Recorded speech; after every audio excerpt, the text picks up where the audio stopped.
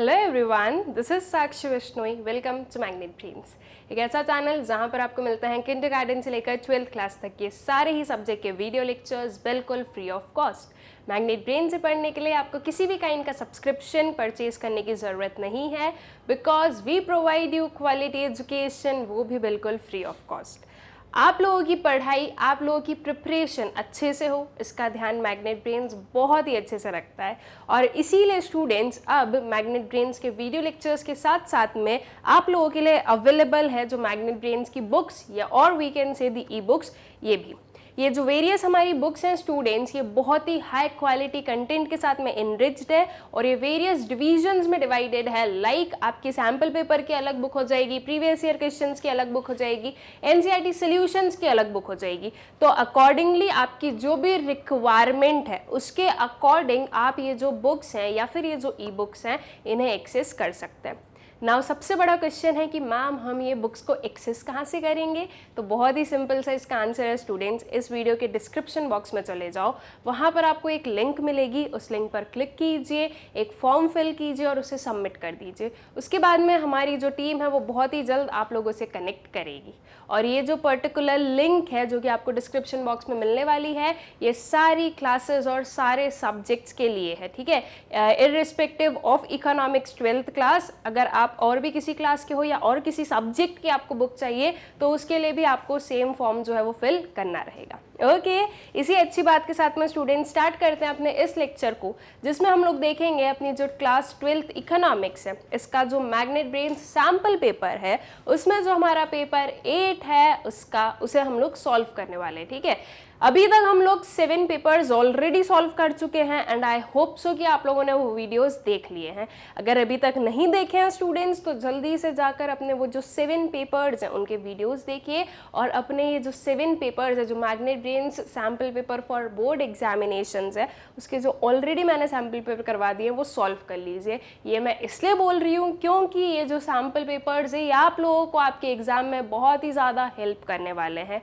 Reason being कि आप लोगों के सामने वेरियस जो है सैम्पल पेपर्स है, दैट मीन्स आपके पेपर के जैसे ही पेपर्स हैं, क्वेश्चन पेपर के जैसे ही एग्जैक्टली सेम क्वेश्चन नहीं है, लेकिन आई कैन अश्योर यू कि अगर आप 10 जो हमारे सैम्पल पेपर्स है मैग्नेट ब्रेन सैम्पल पेपर्स है, अगर आप ये 10 सॉल्व करते हो तो आपके मैक्सिमम जो क्वेश्चंस आपके बोर्ड एग्जामिनेशन में आने वाले हैं वो यहाँ से कंप्लीट हो जाएंगे। ठीक है, तो इसीलिए जो है आपको ये सैम्पल पेपर्स को ज़रूर देखना है, इनके वीडियोस को ज़रूर देखना है और उसे सॉल्व करना है। ऑल राइट, अब स्टार्ट करते हैं अपने पेपर 8 के साथ में। और सबसे पहले जो है हम जनरल इंस्ट्रक्शंस देखेंगे।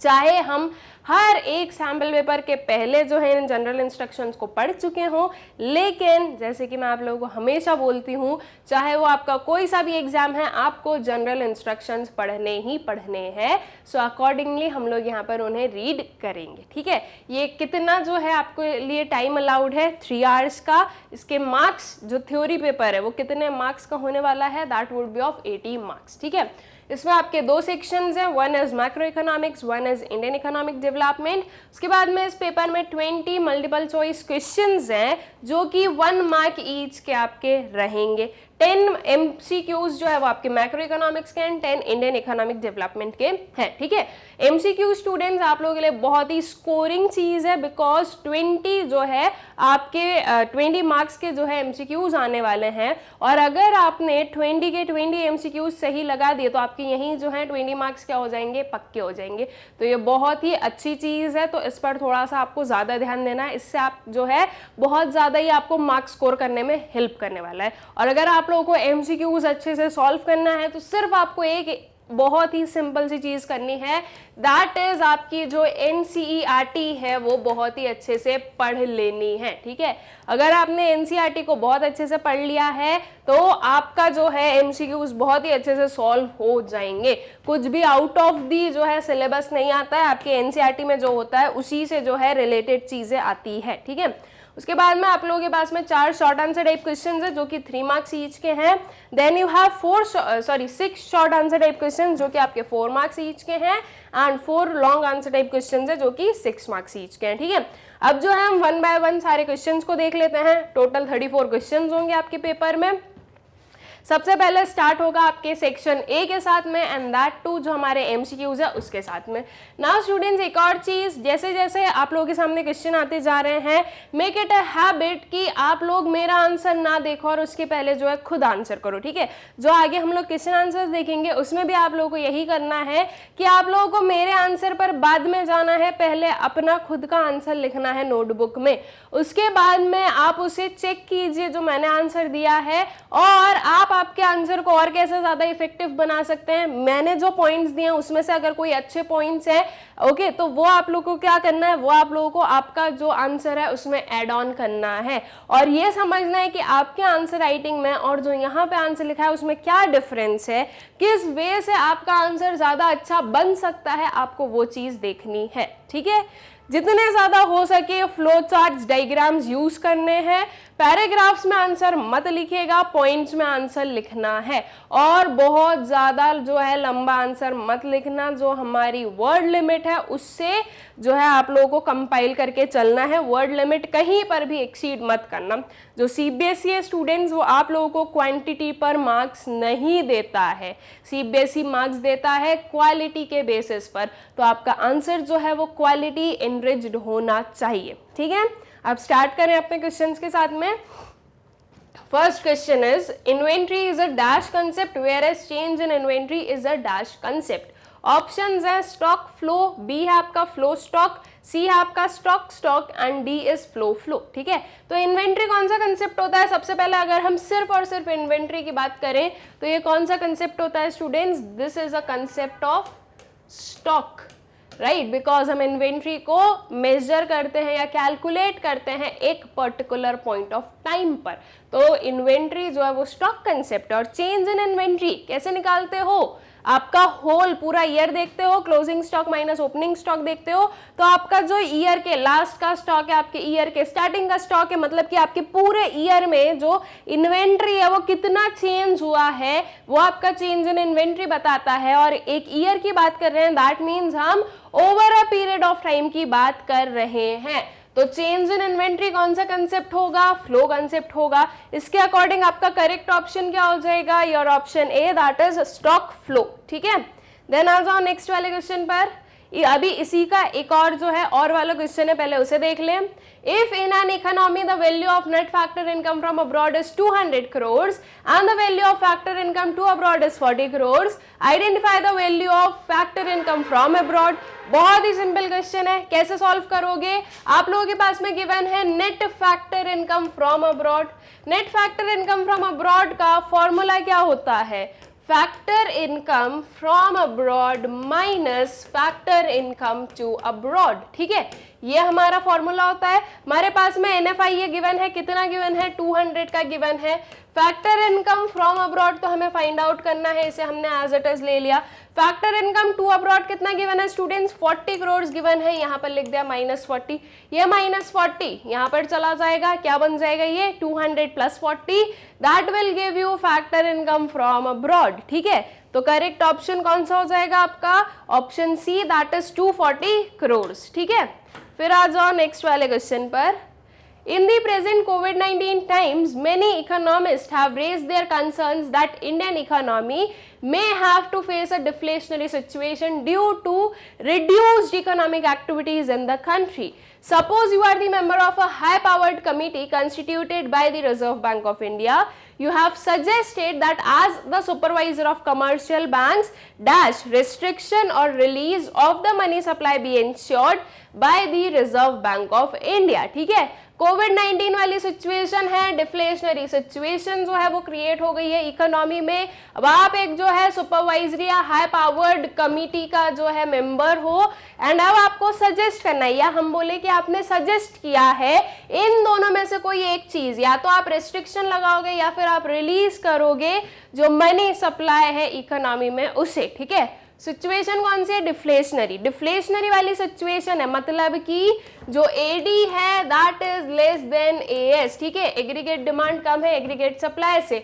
डिमांड क्यों कम है? क्योंकि लोगों की जो इनकम है या फिर जो लोगों के पास में डिस्पोजेबल इनकम है, ठीक है, वो क्या है, वो कम है, ठीक है, वो कम हो रहा है, इसीलिए डिमांड कम हो रही है। तो इसे हम बढ़ाएंगे कैसे, अगर मनी सप्लाई को रिलीज किया जाए, अगर रेस्ट्रिक्शन लगाएंगे तो और ज्यादा प्रॉब्लम होगी, तो यहाँ पर जो है रिलीज करने की जरूरत है, ठीक है, तो मनी सप्लाई बी रिलीज्ड, ठीक है, in the economy. All right, correct option would be release. Next वाले क्वेश्चन पर आ जाओ। Supply of money refers to, options are currency held by public, B is currency held by Reserve Bank of India, C आपका currency held by public and demand deposits with commercial bank, and D currency held in the government account। Money supply हम किसे कहेंगे, तो that would be your option C, that is currency held by public and the demand deposits with commercial bank, ठीक है, ये होगा आपका supply of money या फिर मनी सप्लाई की डेफिनेशन, ठीक है। जब भी आप लोगों के सामने डायरेक्टली मनी सप्लाई या सप्लाई ऑफ मनी की बात की जाए तो हमेशा आप लोगों को जो है M1 मेजर को कंसिडर करना होता है, ठीक है। अगर आज सच कुछ नहीं दिया, M1, M2, M3, M4 कुछ नहीं दिया, तो आपको M1 मेजर जो है उसे कंसिडर करना रहता है, ठीक है। फिर आ जाते हैं नेक्स्ट वाले क्वेश्चन पर। Identify the correct pair of formula from the following column 1 and 2, ठीक है। पहले सबसे पहले इसे देखते हैं और इसमें से जो करेक्ट पेयर ऑफ फॉर्मूला है वो हमें आइडेंटिफाई करना है। कॉलम ए में लिखा है करंट अकाउंट सरप्लस, कॉलम 2 में हमारे पास में क्या है, receipts are less than payment. क्या बोला है, सरप्लस की बात की है, और उसके जो कॉलम 2 है वहां पर क्या लिखा है कि रिसीट कम है पेमेंट से। तो अगर रिसीट कम होगी पेमेंट से तो वो सरप्लस हो गया, डेफिसिट होगा, दैट वुड बी डेफिसिट, ठीक है। तो आपका जो 1A1 है ये हो गया गलत। B2 देखें, current account surplus, receipts are more than payment, क्या ये बात सही है, हाँ ये हो सकती है आपकी सही। सरप्लस की बात की जा रही है, रिसीट ज्यादा है पेमेंट से, तो आपका B2 जो है ये सही हो सकता है। C3 पर आते हैं, बैलेंस करंट अकाउंट, ठीक है, बैलेंस करंट अकाउंट में क्या लिखा है, receipts are not equal to payment. अगर बैलेंस करंट अकाउंट की बात कर रहे हैं तो रिसीट और पेमेंट क्या होंगे, एक दूसरे के इक्वल होने वाले हैं, तो ये जो नॉट इक्वल लिखा है इसकी वजह से ये चीज गलत हो जाएगी। Current account deficit, receipts are less than और इक्वल टू पेमेंट।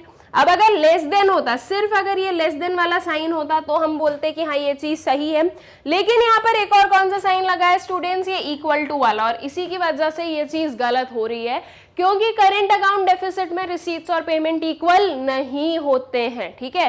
तो इसीलिए आपका D4 भी क्या है, गलत है। तो आपका करेक्ट पेयर कौन सा है, B2 वाला पेयर करेक्ट है। तो आपका करेक्ट ऑप्शन क्या हो जाएगा students, your option B, that is B2, ठीक है। फिर आ जाओ नेक्स्ट क्वेश्चन पर। Read the following statement, assertion and reason. देखते हैं क्या गिवन है और फिर उसके बाद में उसका आंसर कर देते हैं। असर्शन गिवन है, increase lending abroad is recorded on the debit side of the capital account.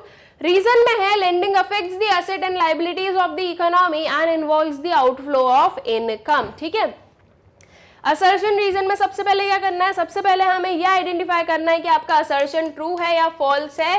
Same goes to reason, true है या फॉल्स है, ठीक है। सबसे पहले देख लें ट्रू फॉल्स को। तो असर्शन है, increased lending abroad is recorded on the debit side of the capital account.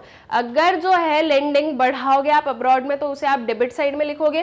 Debit side में कब हम लिखते हैं कोई भी चीज को, जब आउटफ्लो होता है। अगर हम लेंड कर रहे हैं, ठीक है, किसी को मनी दे रहे हैं तो वो आउटफ्लो ही है हमारे लिए। सेकेंड चीज की वो आपके कैपिटल अकाउंट में आप लिखने वाले हो। क्यों लिखोगे कैपिटल अकाउंट में, बिकॉज जो लेंडिंग है वो आपकी असेट्स को इंक्रीज कर रही है, तो इसीलिए वो आपके कैपिटल अकाउंट में आएगा, ठीक है। या अगर हम डायरेक्टली बोले तो लेंडिंग असेट एंड लायबिलिटीज में से आएगी तो आपके कैपिटल अकाउंट का पार्ट होगा। तो आपका जो असर्शन है वो क्या है, ट्रू है। रीजन में क्या लिखा है, रीजन में लिखा है कि lending affects the asset and liabilities of the economy and involves outflow of income. Outflow of income, asset and liabilities of the economy, reason भी सही है।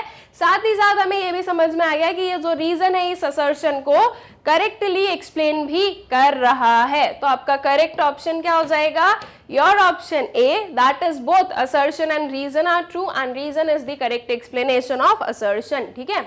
नेक्स्ट वाले क्वेश्चन पर आ जाते हैं। Which of the following will lead to appreciation of domestic currency, PQRS, ठीक है। आपके पास में 4 स्टेटमेंट है और इसमें से आपको बताना है कि एप्रिसिएशन ऑफ डोमेस्टिक करेंसी किस इनमें से किन वजहों की, इनमें से किन चीज में होने वाली है, ठीक है। ऑप्शंस अगर हम लोग देखें तो क्या है, P N Q, Q N S, Q N R N, S N P, ठीक है। तो अब सबसे पहले देख लेते हैं कि इन चारों में से हमें कहां पर जो है करेंसी का एप्रिसिएशन देखने को मिलेगा।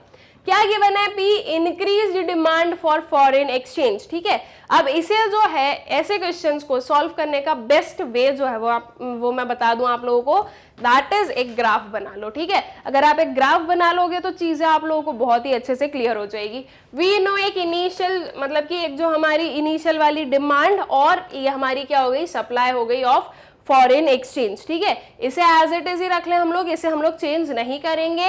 ये आ जाएगा हमारा इक्विलिब्रियम एक्सचेंज रेट, ठीक है। दैट मीन्स ये आर आ गया है। अब अगर मैं एप्रिसिएशन की बात कर रही हूं तो एप्रिसिएशन में ये जो एक्सचेंज रेट है ये नीचे जाना चाहिए, फॉल होना चाहिए, ठीक है। तो अगर इन चारों में से जिस भी कंडीशन में ये फॉल होगा तो तब हम बोलेंगे कि करेंसी एप्रिशिएट हो रही है, और अगर जिन भी कंडीशंस में ये अपवर्ड जाता है तो उस केस में आपकी जो फॉरेन करेंसी है वो डेप्रिशिएट होगी, ठीक है। तो अब देख लें हम सारी चीजें। सबसे पहले पी पर आते हैं, increased demand for foreign exchange. Demand में इंक्रीज है, supply as it is same है, ये डिमांड को हमने इंक्रीज किया, यह आ गया आपका D1, यह आपका न्यू इक्विलिब्रियम आया, और अगर मैं इसे एक्सटेंड करूं तो ये यहाँ पर आ रहा है, दैट इज आपका जो फॉरेन एक्सचेंज रेट है वो इंक्रीज हो रहा है, और वो इंक्रीज हो रहा है मतलब कि डेप्रिसिएशन है। तो ये चीज आपकी क्या हो गई है, गलत हो गई है, ठीक है। फर्स्ट वाला हमारा गलत है। आपके क्यू पर आते हैं, decrease demand for foreign exchange, demand को डिक्रीज कर दो। डिक्रीज मतलब कि लेफ्ट हैंड पर शिफ्ट, ये डिक्रीज हुआ, ये आपका न्यू आया, ये आपका एक्सचेंज रेट आया। क्या देख रहे हैं हम, एक्सचेंज रेट फॉल हो रहा है, that means this is appreciation, ठीक है।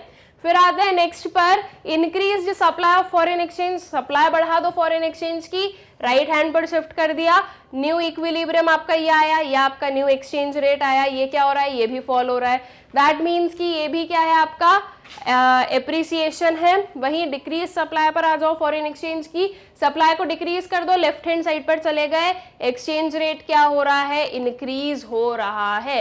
तो अगर ये इंक्रीज हो रहा है तो दैट मीन्स ये डेप्रिसिएशन है, तो आपका एस भी गलत है। तो एप्रिसिएशन कहां पर देखने को मिला, क्यू और आर में, ठीक है। बहुत ही सिंपल सा क्वेश्चन था, आई गेस आप लोगों को क्लियर हो गया कि इसे आपको सॉल्व कैसे करना है।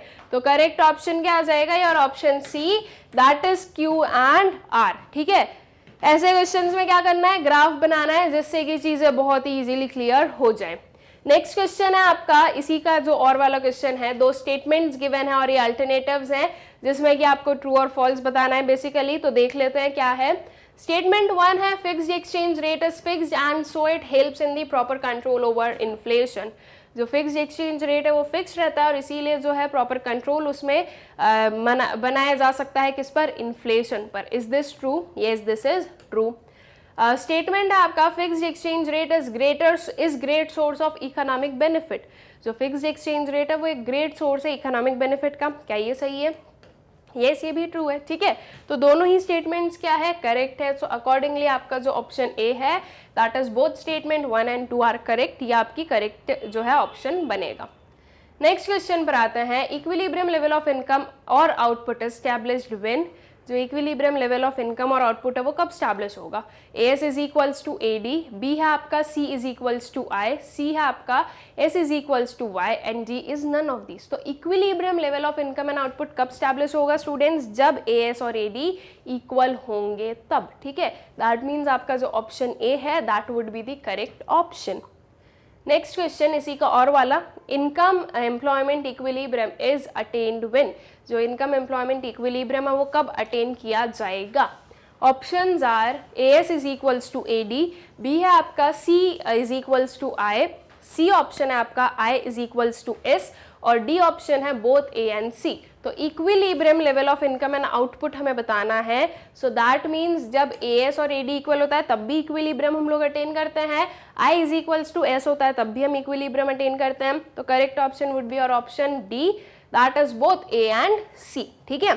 फिर आ जाओ नेक्स्ट क्वेश्चन पर, AD increases the level of, AD increase करता है किसके लेवल को, एम्प्लॉयमेंट, एग्रीगेट, सप्लाई, इनकम और नन ऑफ दीज। एडी किस चीज को किस लेवल को इंक्रीज कर सकता है students, that would B employment. क्यों, क्योंकि जो है अगर आप डिमांड बढ़ाओगे तो अल्टीमेटली उसकी वजह से जो एम्प्लॉयमेंट है वो भी बढ़ेगा, क्योंकि डिमांड बढ़ेगी तो प्रोडक्शन बढ़ेगा, प्रोडक्शन बढ़ेगा तो एम्प्लॉयमेंट बढ़ेगी, ठीक है। इसलिए आपका option A would be the correct option. फिर आते हैं नेक्स्ट क्वेश्चन पर, असर्शन रीजन है, देखते हैं क्या गिवन है। असर्शन है the government increases taxes in order to correct the problem of excess demand. Excess demand की प्रॉब्लम को करेक्ट करना है तो उसके लिए गवर्नमेंट ने टैक्सेस इंक्रीज कर दिए। टैक्सेस इंक्रीज करने से क्या होगा, जो लोगों की डिस्पोजेबल इनकम है वो कम हो जाएगी, अल्टीमेटली अब लोग डिमांड कम कर पाएंगे, तो आपका असर्शन इज ट्रू। रीजन देखें तो when taxes are increased it reduces the purchasing power of public thus reducing the aggregate demand. क्या ये चीज सही लिखी गई है? बिल्कुल सही लिखी गई है। अगर जो है आपके टैक्सेस बढ़ते हैं तो जो परचेजिंग पावर है लोगों की वो डिक्रीज होती है और जो आपकी जो एग्रीगेट डिमांड है वो क्या हो रही है, वो रिड्यूस हो रही है, ठीक है। सो अल्टीमेटली यहीं से हमें समझ में भी क्या आ जाता है कि assertion is correct, reason is correct and reason is the correct explanation of assertion. तो करेक्ट ऑप्शन क्या हो जाएगा आपका option A, that is both assertion and reason are true and reason is the correct explanation of assertion, ठीक है। फिर next पर आते हैं, असर्शन गिवन है aggregate demand refers to planned purchase of goods and services during a year. जो aggregate demand है that refers to the planned purchase of goods and services during the year. क्या aggregate demand planned वाले पर चलती है? Yes बिल्कुल। और क्या वो प्लान्ड परचेज है कि हाँ हमें इस ईयर में ये चीज़ें खरीदनी है, तो वो सारी हमारी एग्रीगेट डिमांड है, ठीक है, या वो सारे लोगों को मिलाकर क्या है, एग्रीगेट डिमांड है। क्या ये बात सही है? बिल्कुल सही है। असर्शन क्या है आपका? ट्रू है। रीजन लिखा है AD is the sum total of expenditure that the people plan और desire to incur on the purchase of goods and services produced in the economy during an accounting year। क्या ये बात सही है students? Yes, ये भी बिल्कुल true है। Aggregate demand is equals to aggregate expenditure, इस चीज़ को हम लोगों ने पढ़ा भी है। अब क्या ये रीजन इस असर्शन को एक्सप्लेन कर रहा है? नहीं, ये जो रीजन है वो असर्शन को एक्सप्लेन नहीं कर रहा है। दोनों बात कर रहे हैं कि एग्रीगेट डिमांड क्या होती है और दोनों एग्रीगेट डिमांड की अलग अलग टाइप में जो है डेफिनेशन दे रहे हैं। तो अल्टीमेटली हम क्या बोलेंगे कि both assertion and reason are true and reason is not the correct explanation of assertion, ठीक है। तो इसमें जो आपका ऑप्शन बी है that would be the correct option, ठीक है। आ जाओ नेक्स्ट वाले क्वेश्चन पर। अब आ जाता है हमारे पास में जो क्वेश्चन आंसर्स हैं वो अब हम इन्हें सॉल्व कर लेते हैं और अपना जो सेक्शन ए है उसे कंप्लीट कर कर सेक्शन बी पर पहुंच जाएंगे। सबसे फर्स्ट क्वेश्चन है एक्सप्लेन वॉलंटरी अनएम्प्लॉयमेंट इन वॉलंटरी अनएम्प्लॉयमेंट। नाउ स्टूडेंट्स, इन क्वेश्चंस को स्टार्ट करने से पहले एक छोटी सी इन्फॉर्मेशन, दैट इज यहाँ पर मैं आप लोगों को प्रॉपर सारी चीज़ों के आंसर बता रही हूँ, ठीक है, थोड़ा बहुत एक्सप्लेन भी कर रही हूँ, लेकिन ऐसा भी हो सकता है कि आप लोगों को कुछ डाउट्स रह जाएं और अगर डाउट्स रह जाते हैं तो वो आपके सॉल्व कैसे होंगे। तो उसके लिए आपको एक सिंपल सी चीज़ करनी है, जो ये टॉपिक वाइज एक्सप्लेनेशन है इन सारे जो हमारे चैप्टर्स हैं उनका, या हम ये बोले कि पूरी आपकी इकोनॉमिक सब्जेक्ट का जो टॉपिक वाइज एक्सप्लेनेशन मैंने आप लोगों को प्रोवाइड किया है उसे जाकर आप लोग देखें। वहाँ से जो है अपने जो भी पर्टिकुलर जिस भी पर्टिकुलर टॉपिक में डाउट है उसका वीडियो देखो, तो आप लोगों को सारे कंसेप्ट जो है वो क्लियर हो जाएंगे, क्योंकि उन वीडियोस में मैंने बहुत ही डिटेल में आप लोगों को सारी चीज़ें एक्सप्लेन की है। और यहाँ पर जब हम क्वेश्चन आंसर्स को सॉल्व कर रहे हैं तो मैं उतना जो है डिटेल में नहीं जाऊंगी। रीजन बीइंग कि आई एम अज्यूमिंग कि जब आप लोग सैम्पल पेपर्स को सॉल्व कर रहे हो तो आप लोगों ने सारी चीज़ें पढ़ ली है, ठीक है। ऑल्सो अगर मैं सारी चीज़ें एक एक जो हमारा क्वेश्चन है अगर उसे एक्सप्लेन करूंगी तो वीडियो बहुत ज़्यादा लेंदी बन जाएगा एंड फिर वो आप लोगों के लिए बर्डनफुल हो जाता है इतने लेंदी वीडियो को कंप्लीट करना, ठीक है। इसलिए हम लोग यहाँ पर शॉर्ट एंड स्वीट मैनर में चलेंगे। इन केस अगर आपको किसी भी चीज़ में कोई भी प्रॉब्लम आती है तो आप लोग उसे जो है कहाँ से कंप्लीट कर लोगे या उस पर्टिकुलर चीज़ को कहाँ से समझ लोगे, जो हमारे डिटेल्ड एक्सप्लेनेशंस हैं उनमें से, ठीक है। तो अब आपको एक्सप्लेन करना है वॉलंटरी अनएम्प्लॉयमेंट और इनवॉलंटरी अनएम्प्लॉयमेंट को। वॉलंटरी अनएम्प्लॉयमेंट, हम अपनी मर्जी से क्या है, अनएम्प्लॉयड हैं, हम खुद काम नहीं करना चाहते हैं तो उसे क्या कहा जाता है, उसे कहा जाता है वॉलंटरी अनएम्प्लॉयमेंट। और जब हम इनवॉलंटरी अनएम्प्लॉयमेंट की बात करते हैं तो वो क्या होगा स्टूडेंट्स, कि हम काम करना चाह रहे हैं लेकिन हमें काम नहीं मिल रहा है, that is what we called involuntary unemployment, ठीक है। तो अब इसके आंसर्स देख लें हम लोग। तो ये कुछ हमने दो डेफिनेशंस दे दी है वॉलंटरी अनएम्प्लॉयमेंट की एंड इनवॉलंटरी अनएम्प्लॉयमेंट की। voluntary unemployment, so it is a situation in which a worker is not willing to work at a current rate of wages. ठीक है, वर्कर जो है वही willing नहीं है. और इनवॉलेंट्री अनएम्प्लॉयमेंट में हम क्या बोलेंगे, it is a situation in which a worker is willing to work at the current rate of wages but does not get work. ठीक है, इसे थोड़ा सा और एलिब्रेट करके भी लिख सकते हो, लाइक आप बता सकते हो कि जो वॉलेंट्री अनएम्प्लॉयमेंट है वो हमारी टोटल अनएम्प्लॉयमेंट में हम लोग इंक्लूड नहीं करते हैं, और जो इनवॉलेंट्री अनएम्प्लॉयमेंट है इसे ही हम जो है अनएम्प्लॉयमेंट में इंक्लूड करेंगे. ठीक है, फिर आ जाए नेक्स्ट क्वेश्चन पर. State 3 sources each of revenue receipt and capital receipt in government budget. ठीक है, गवर्नमेंट बजट में रेवेन्यू रिसीट और कैपिटल रिसीट के 3 सोर्सेज हमें बताने हैं. 3 मार्क का क्वेश्चन है, 3 सोर्सेज दोनों के बता देते हैं. इससे ज्यादा हमें जो है यहाँ पर एक्सप्लेनेशन की रिक्वायरमेंट नहीं रहेगी. ठीक है, तो sources of revenue receipt that will B direct tax, indirect tax, commercial revenues हो गया. ठीक है, वही सोर्सेज ऑफ कैपिटल रिसीट क्या आ गए आपके, रिकवरी ऑफ लोन आ गई, बोरोइंग्स आ गए end funds raised through disinvestment. ठीक है, इतने में हमारा जो आंसर है ये हो जाता है कंप्लीट. ठीक है, नेक्स्ट वाले क्वेश्चन पर आ जाए. इसी का एक और वाला क्वेश्चन है, उसे देख लेते हैं. Discuss briefly how the government budget can be used as an effective tool in the process of employment generation. ठीक है, गवर्नमेंट बजट जो है वो एक इफेक्टिव टूल के वे में हम उसे कैसे यूज कर सकते हैं, किस चीज में, प्रोसेस ऑफ एम्प्लॉयमेंट जनरेशन के वे में. ठीक है, तो हमें ये बताना है कि गवर्नमेंट बजट जो है उससे एम्प्लॉयमेंट जनरेशन कैसे हो सकता है. आंसर देख लें इसका, बहुत ही इजी चीज है. गवर्नमेंट जो है अपने बजटरी टूल्स के हिसाब से जो है स्पेंडिंग वगैरह करती है. जैसे कि गवर्नमेंट वेरियस स्कीम्स वगैरह लेके आएगी, गवर्नमेंट वेरियस इंफ्रास्ट्रक्चर प्रोजेक्ट्स लेके आएंगी, तो उनमें जो है लोगों की जरूरत पड़ती है उन प्रोजेक्ट्स को कंप्लीट करने में, या फिर एम्प्लॉयमेंट जनरेशन स्कीम्स जो होती है उसमें गवर्नमेंट एम्प्लॉयमेंट प्रोवाइड करती है, तो इससे जो एम्प्लॉयमेंट है वो जनरेट किया जा सकता है. ठीक है, तो इस वजह से जो है गवर्नमेंट बजट की हेल्प से गवर्नमेंट जो है वो एम्प्लॉयमेंट जनरेट करती है. ठीक है, so government also works for providing better employment opportunities. They provide financial assistance to various infrastructural projects which helps in the industrial development and creates lots of employment opportunities. Government introduces several employment schemes to boost the employment rate in the nation. Some of the examples are integrated rural development program, जोहर रोजगार योजना, MNREGA and many more. ठीक है, तो यहाँ पर हमने कुछ schemes के नेम भी दे दिए कि गवर्नमेंट ऐसी स्कीम्स जो है ये भी इम्प्लीमेंट करती है या लॉन्च करती है. ऑल्सो गवर्नमेंट जो है वो इंफ्रास्ट्रक्चरल जो प्रोजेक्ट्स हैं उनमें इन्वेस्ट करती है, जिससे 2 चीजें हो जाती है, एक तो कि इकोनॉमी का डेवलपमेंट, सेकेंड चीज एम्प्लॉयमेंट जनरेशन. ठीक है, तो इस वजह से जो है गवर्नमेंट एम्प्लॉयमेंट जनरेट कर सकती है. ठीक है, फिर आ जाए नेक्स्ट क्वेश्चन पर. Given the following in data, find the missing value of private final consumption expenditure and operating surplus. ठीक है, एक डेटा गिवन है, हाफ यहाँ पर है, हाफ नेक्स्ट वाली स्लाइड पर है, तो इसका आप लोग स्क्रीनशॉट ले लें. फिर उसके बाद में हम लोग नेक्स्ट वाली स्लाइड पर जाएंगे तो वहां पर आपका हाफ क्वेश्चन रहेगा. करना क्या है, हमें जो है प्राइवेट फाइनल कंजम्पशन एक्सपेंडिचर को फाइंड आउट करना है और ऑपरेटिंग सरप्लस को फाइंड आउट करना है. प्राइवेट फाइनल कंजम्पशन एक्सपेंडिचर हमें कौन से फॉर्मूले में मिलता है, तो वो हमें मिलेगा अपना एक्सपेंडिचर मेथड में. ठीक है, जब हम एक्सपेंडिचर मेथड की हेल्प से फाइंड आउट करते हैं अपना जो नेशनल इनकम है या we can say GDP at MP, तब हमें प्राइवेट फाइनल कंजम्पशन एक्सपेंडिचर उसका एक कंपोनेंट है.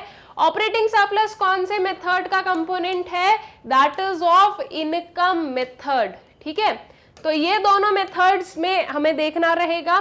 इनकम मेथड में हमें कौन सा एग्रीगेट मिलता है स्टूडेंट्स, अगर हम लोग जो फॉर्मूला है उसके हिसाब से ही चलें तो that is NDP at FC, और जब हम एक्सपेंडिचर मेथड की बात करते हैं तो इसमें हमें मिलता है जीडीपी एट एमपी. ठीक है, आप देख लें कि क्या क्या चीजें हमारे पास में गिवन है, उसके बेसिस पर जो है हम फाइंड आउट करेंगे. ठीक है, एक बार नेक्स्ट वाली स्लाइड लगा देती हूँ ताकि आप लोग आपकी कैलकुलेशन स्टार्ट कर सको.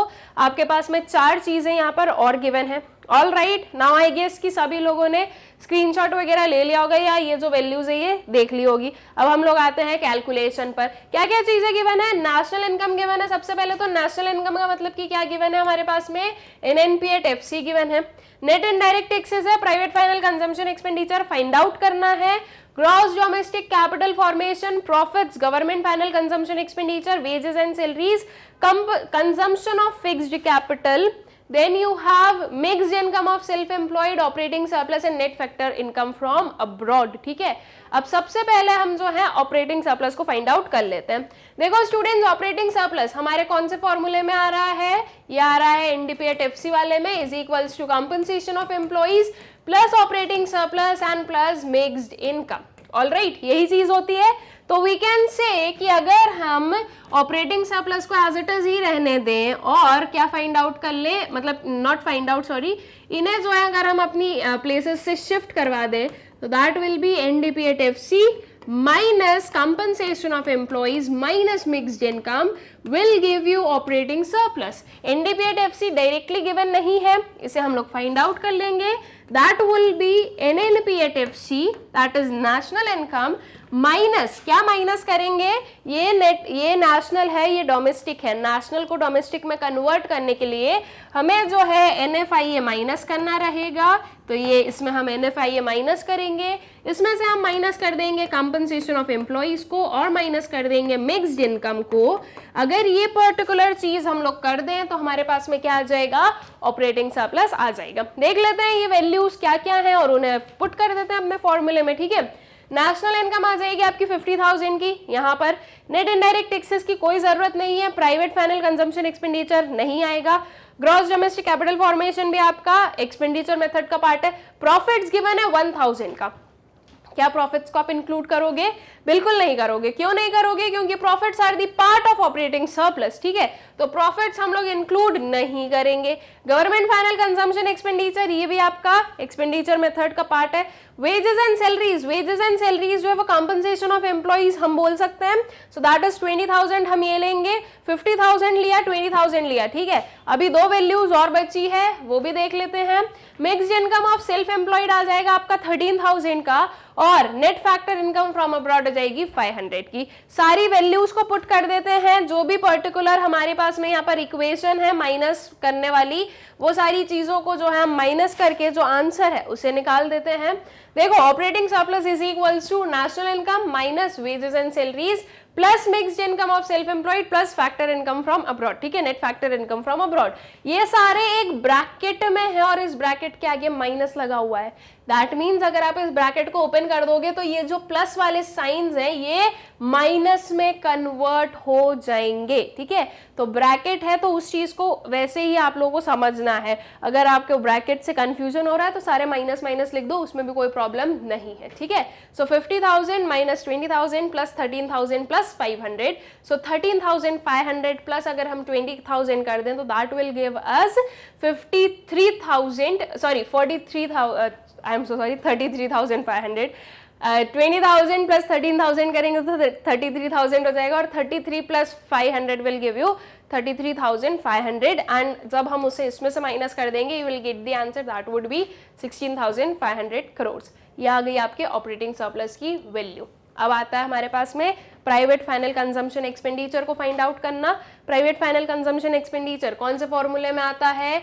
GDP at MP is equals to private final consumption expenditure plus government final consumption expenditure plus gross domestic capital formation plus net exports. ठीक है, तो अब जो है इसे भी हमें क्या करना है? इसे भी सबसे पहले तो इस जीडीपी एट एमपी को हम लोग फाइंड आउट करेंगे नेशनल इनकम में से, उसके बाद में प्राइवेट फाइनल कंजम्पशन एक्सपेंडिचर को एज इट इज रहना दो और बाकी सारी चीजों को क्या कर लो, हम लोग शिफ्ट कर लेंगे। ठीक है, तो जीडीपी एट एमपी हम कैसे निकालेंगे? नेशनल इनकम के हेल्प से। नेशनल इनकम होती है हमारी एनएनपीएट एमपी, सॉरी एनएनपीएट एफसी। ठीक है, यह आ गया आपका एनएनपीएट एफसी, ये नेट पर है, ये ग्रॉस पर है, हमें नेट से ग्रॉस में जाना है तो क्या करना है? प्लस करना रहेगा डेप्रीसिएशन को, तो इसमें प्लस कर दो डेप्रीसिएशन। ये नेशनल है, ये डोमेस्टिक है, नेशनल से डोमेस्टिक जाना है तो उसके लिए क्या करना है? उसके लिए हमें माइनस करना है एनएफआईए को। ठीक है, दिस इज फैक्टर कॉस्ट और वो मार्केट प्राइस है, फैक्टर कॉस्ट से मार्केट प्राइस पर जाना है, तो इसके लिए क्या करेंगे, प्लस करेंगे नेट इनडायरेक्ट टैक्सेस को, ठीक है, इतना करेंगे तब जाकर हमें क्या मिलेगा, तब हमें मिलेगा एनडीपी एट एमपी। अब उसके बाद में प्राइवेट फाइनल कंजम्पशन एक्सपेंडिचर को वहीं रहने दें, बाकी चीजों को शिफ्ट करेंगे तो सारे माइनस में आ जाएंगे, that will give you minus government final consumption expenditure minus gross domestic capital formation and minus net exports, ठीक है।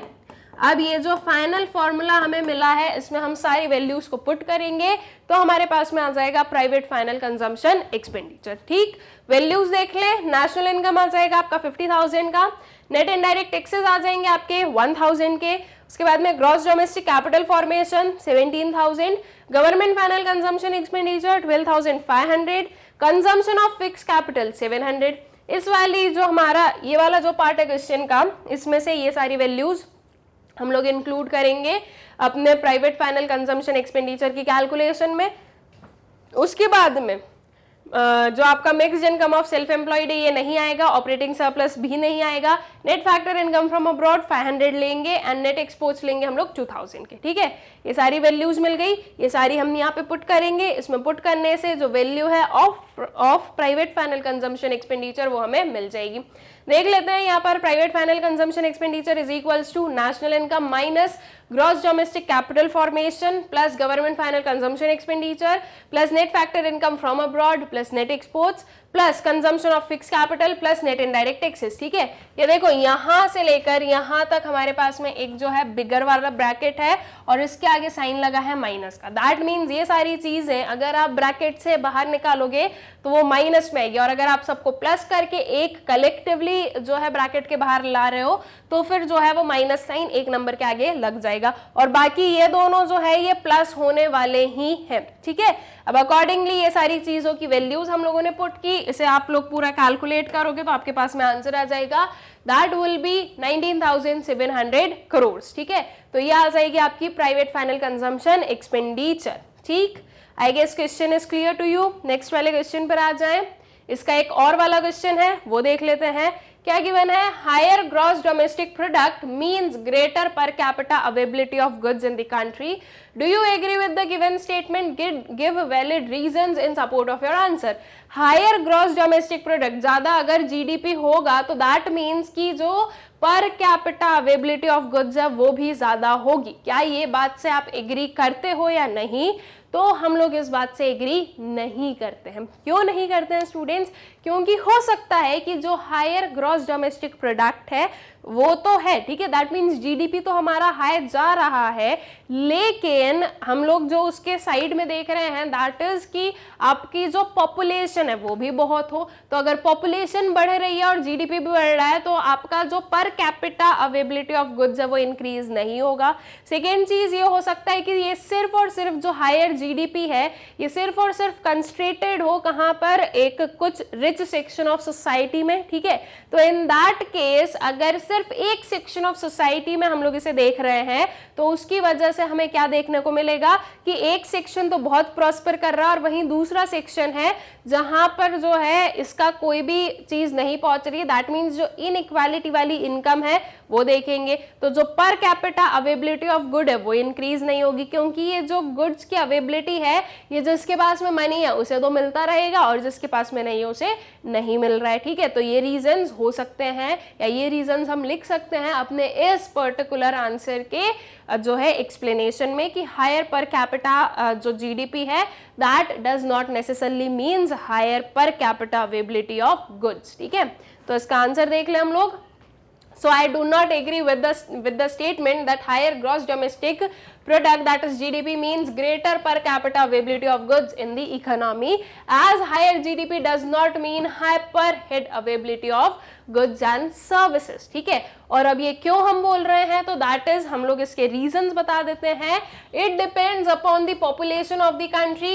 If GDP is higher but population is equally high then per head availability of goods and services will be low, ठीक है। अगर GDP high जा रहा है लेकिन साथ ही साथ हम ये भी बोल रहे हैं कि पॉपुलेशन भी हाई है तो इन दैट केस जो पर हेड अवेलेबिलिटी है गुड्स एंड सर्विसेज की वो लो रहेगी। It also depends on the fact that whether the income is equally distributed और अनइक्वली डिस्ट्रीब्यूटेड। ठीक है, ये इस फैक्ट पर भी डिपेंड कर रहा है कि आपकी जो इनकम है वो इक्वली डिस्ट्रीब्यूट हो रही है या अनइक्वली डिस्ट्रीब्यूट हो रही है। So if income is equally distributed then share of goods and services for each individual will be equal, but if it is unequally distributed the rich will take more share in comparison to the poor. ठीक है, तो अगर equally distributed है तो कोई problem नहीं है, लेकिन अगर अनइक्वली डिस्ट्रीब्यूटेड है तो इन दैट केस जो रिच है उनके पास में ज्यादा शेयर चला जाएगा पुअर से कंपेयर्ड अगर हम लोग देखें तो ये चीजें इन पर्टिकुलर जो है हमारे आर्ग्यूमेंट्स के बेसिस पर हम बता रहे हैं कि हम जो है इस चीज से एग्री नहीं करते हैं, स्टेटमेंट से एग्री नहीं करते हैं। ठीक है, फिर आ जाओ नेक्स्ट वाले क्वेश्चन पर। Higher propensity to consume is a virtue while higher propensity to save is not. Comment. Higher propensity to consume क्या है, एक वर्च्यू है, लेकिन हायर प्रोपेंसिटी टू सेव नहीं है। अब इस क्वेश्चन का मतलब क्या हुआ है, इस क्वेश्चन का मतलब ये हुआ है कि जो हायर प्रोपेंसिटी टू कंज्यूम है वो हम एक अच्छी चीज मानते हैं, या हम ये बोले कि एक ब्लेसिंग हम उसे मान रहे हैं, लेकिन जो हायर प्रोपेंसिटी टू सेव है उसे हम नहीं मानते हैं एक ब्लेसिंग। क्यों, उसके पीछे का रीजन क्या है? तो देखो एक सिंपल सी चीज हम लोग देखते हैं। हम लोगों ने क्या कंसेप्ट पढ़ा है, सर्कुलर फ्लो ऑफ इनकम का कंसेप्ट पढ़ा है। अगर एक जगह से इनकम आ रही है वो दूसरी जगह पे जाती है और फिर वो सर्कुलेट करती रहती है। हम लोगों ने इन्वेस्टमेंट मल्टीप्लायर का कुछ जो है कंसेप्ट पढ़ा है कि जितना ज्यादा हमारी स्पेंडिंग है, जितना ज्यादा हमारा स्पेंडिंग जो इन्वेस्टमेंट है सॉरी, तो उतनी ज्यादा इनकम क्या होगी, इंक्रीज होगी। और अगर जितना मनी प्रोडक्शन से कंजम्पशन तक पहुंचा है, ठीक है, अगर उतना मनी वापस प्रोडक्शन तक पहुंच जाए, जो हमारी प्रोडक्शन वाली फेज है अगर वहां तक पहुंच जाए, इनकम जनरेशन वाली फेज तक, तो ये जो पर्टिकुलर हमारी पूरी फंक्शनिंग वो अच्छे से चलती रहेगी। लेकिन वहीं अगर कोई लीकेजेस हो रहे हैं, कोई सेविंग हो रही है, तो इन दैट केस कि वो मनी पूरा इकोनॉमी में आया नहीं, फिर जो मनी सप्लाई है उसमें कंस्ट्रेंट्स आने लगते हैं। ठीक है, तो इसीलिए जो है जो आपका हायर प्रोपेंसिटी टू सेव है वो हम एक वर्च्यू नहीं मान रहे हैं and higher propensity to consume को मानते हैं। क्योंकि अगर लोग ज्यादा कंज्यूम कर रहे हैं या उनकी प्रोपेंसिटी, उनकी टेंडेंसी है ज्यादा कंजम्पशन करने की, तो इससे क्या चीज हो रही है, इससे पहली चीज की जो आपका मनी है वो वापस इकोनॉमी में आ रहा है। दूसरी चीज, मनी इकोनॉमी में तो आ रहा है, लेकिन साथ ही साथ जो गुड्स और सर्विस की डिमांड है वो बढ़ रही है। क्योंकि अगर हम कंजम्पशन कर रहे हैं तो हम डिमांड करेंगे ना, तो जब डिमांड बढ़ रही है तो उसका प्रोडक्शन बढ़ेगा, प्रोडक्शन बढ़ेगा तो जीडीपी बढ़ेगा। अल्टीमेटली पूरी इकोनॉमी के लिए वो चीज सही रहेगी। प्रोडक्शन बढ़ेगा तो एम्प्लॉयमेंट भी बढ़ेगी, एम्प्लॉयमेंट बढ़ेगी तो इनकम बढ़ेगी, तो सारी चीजें होगी। ठीक है, तो अकॉर्डिंगली हमारी इकोनॉमी एक अच्छे स्टेट में वर्क करेगी। लेकिन वहीं अगर हम बात करें हायर प्रोपेंसिटी टू सेव की, तो लोग सेव ज्यादा कर रहे हैं, कंज्यूम कम कर रहे हैं, दैट मीन्स उनका एग्रीगेट डिमांड जो है वो कम रहेगा। और अगर एग्रीगेट डिमांड कम रहेगी तो अल्टीमेटली वी नो कि वो वेरियस प्रॉब्लम्स अराइज होंगी, लाइक जो है फिर प्रोडक्शन कम करना पड़ेगा, प्रोडक्शन कम रहेगा, जीडीपी कम रहेगा, एम्प्लॉयमेंट कम रहेगा, तो अल्टीमेटली ये सारी प्रॉब्लम्स जो है वो अराइज होंगी। ठीक है, इसीलिए हायर प्रोपेंसिटी टू कंज्यूम को वर्च्यू माना जाता है, लेकिन हायर प्रोपेंसिटी टू सेव को नहीं माना जाता। ठीक है, so higher propensity to consume is a virtue as consumption are considered as an injection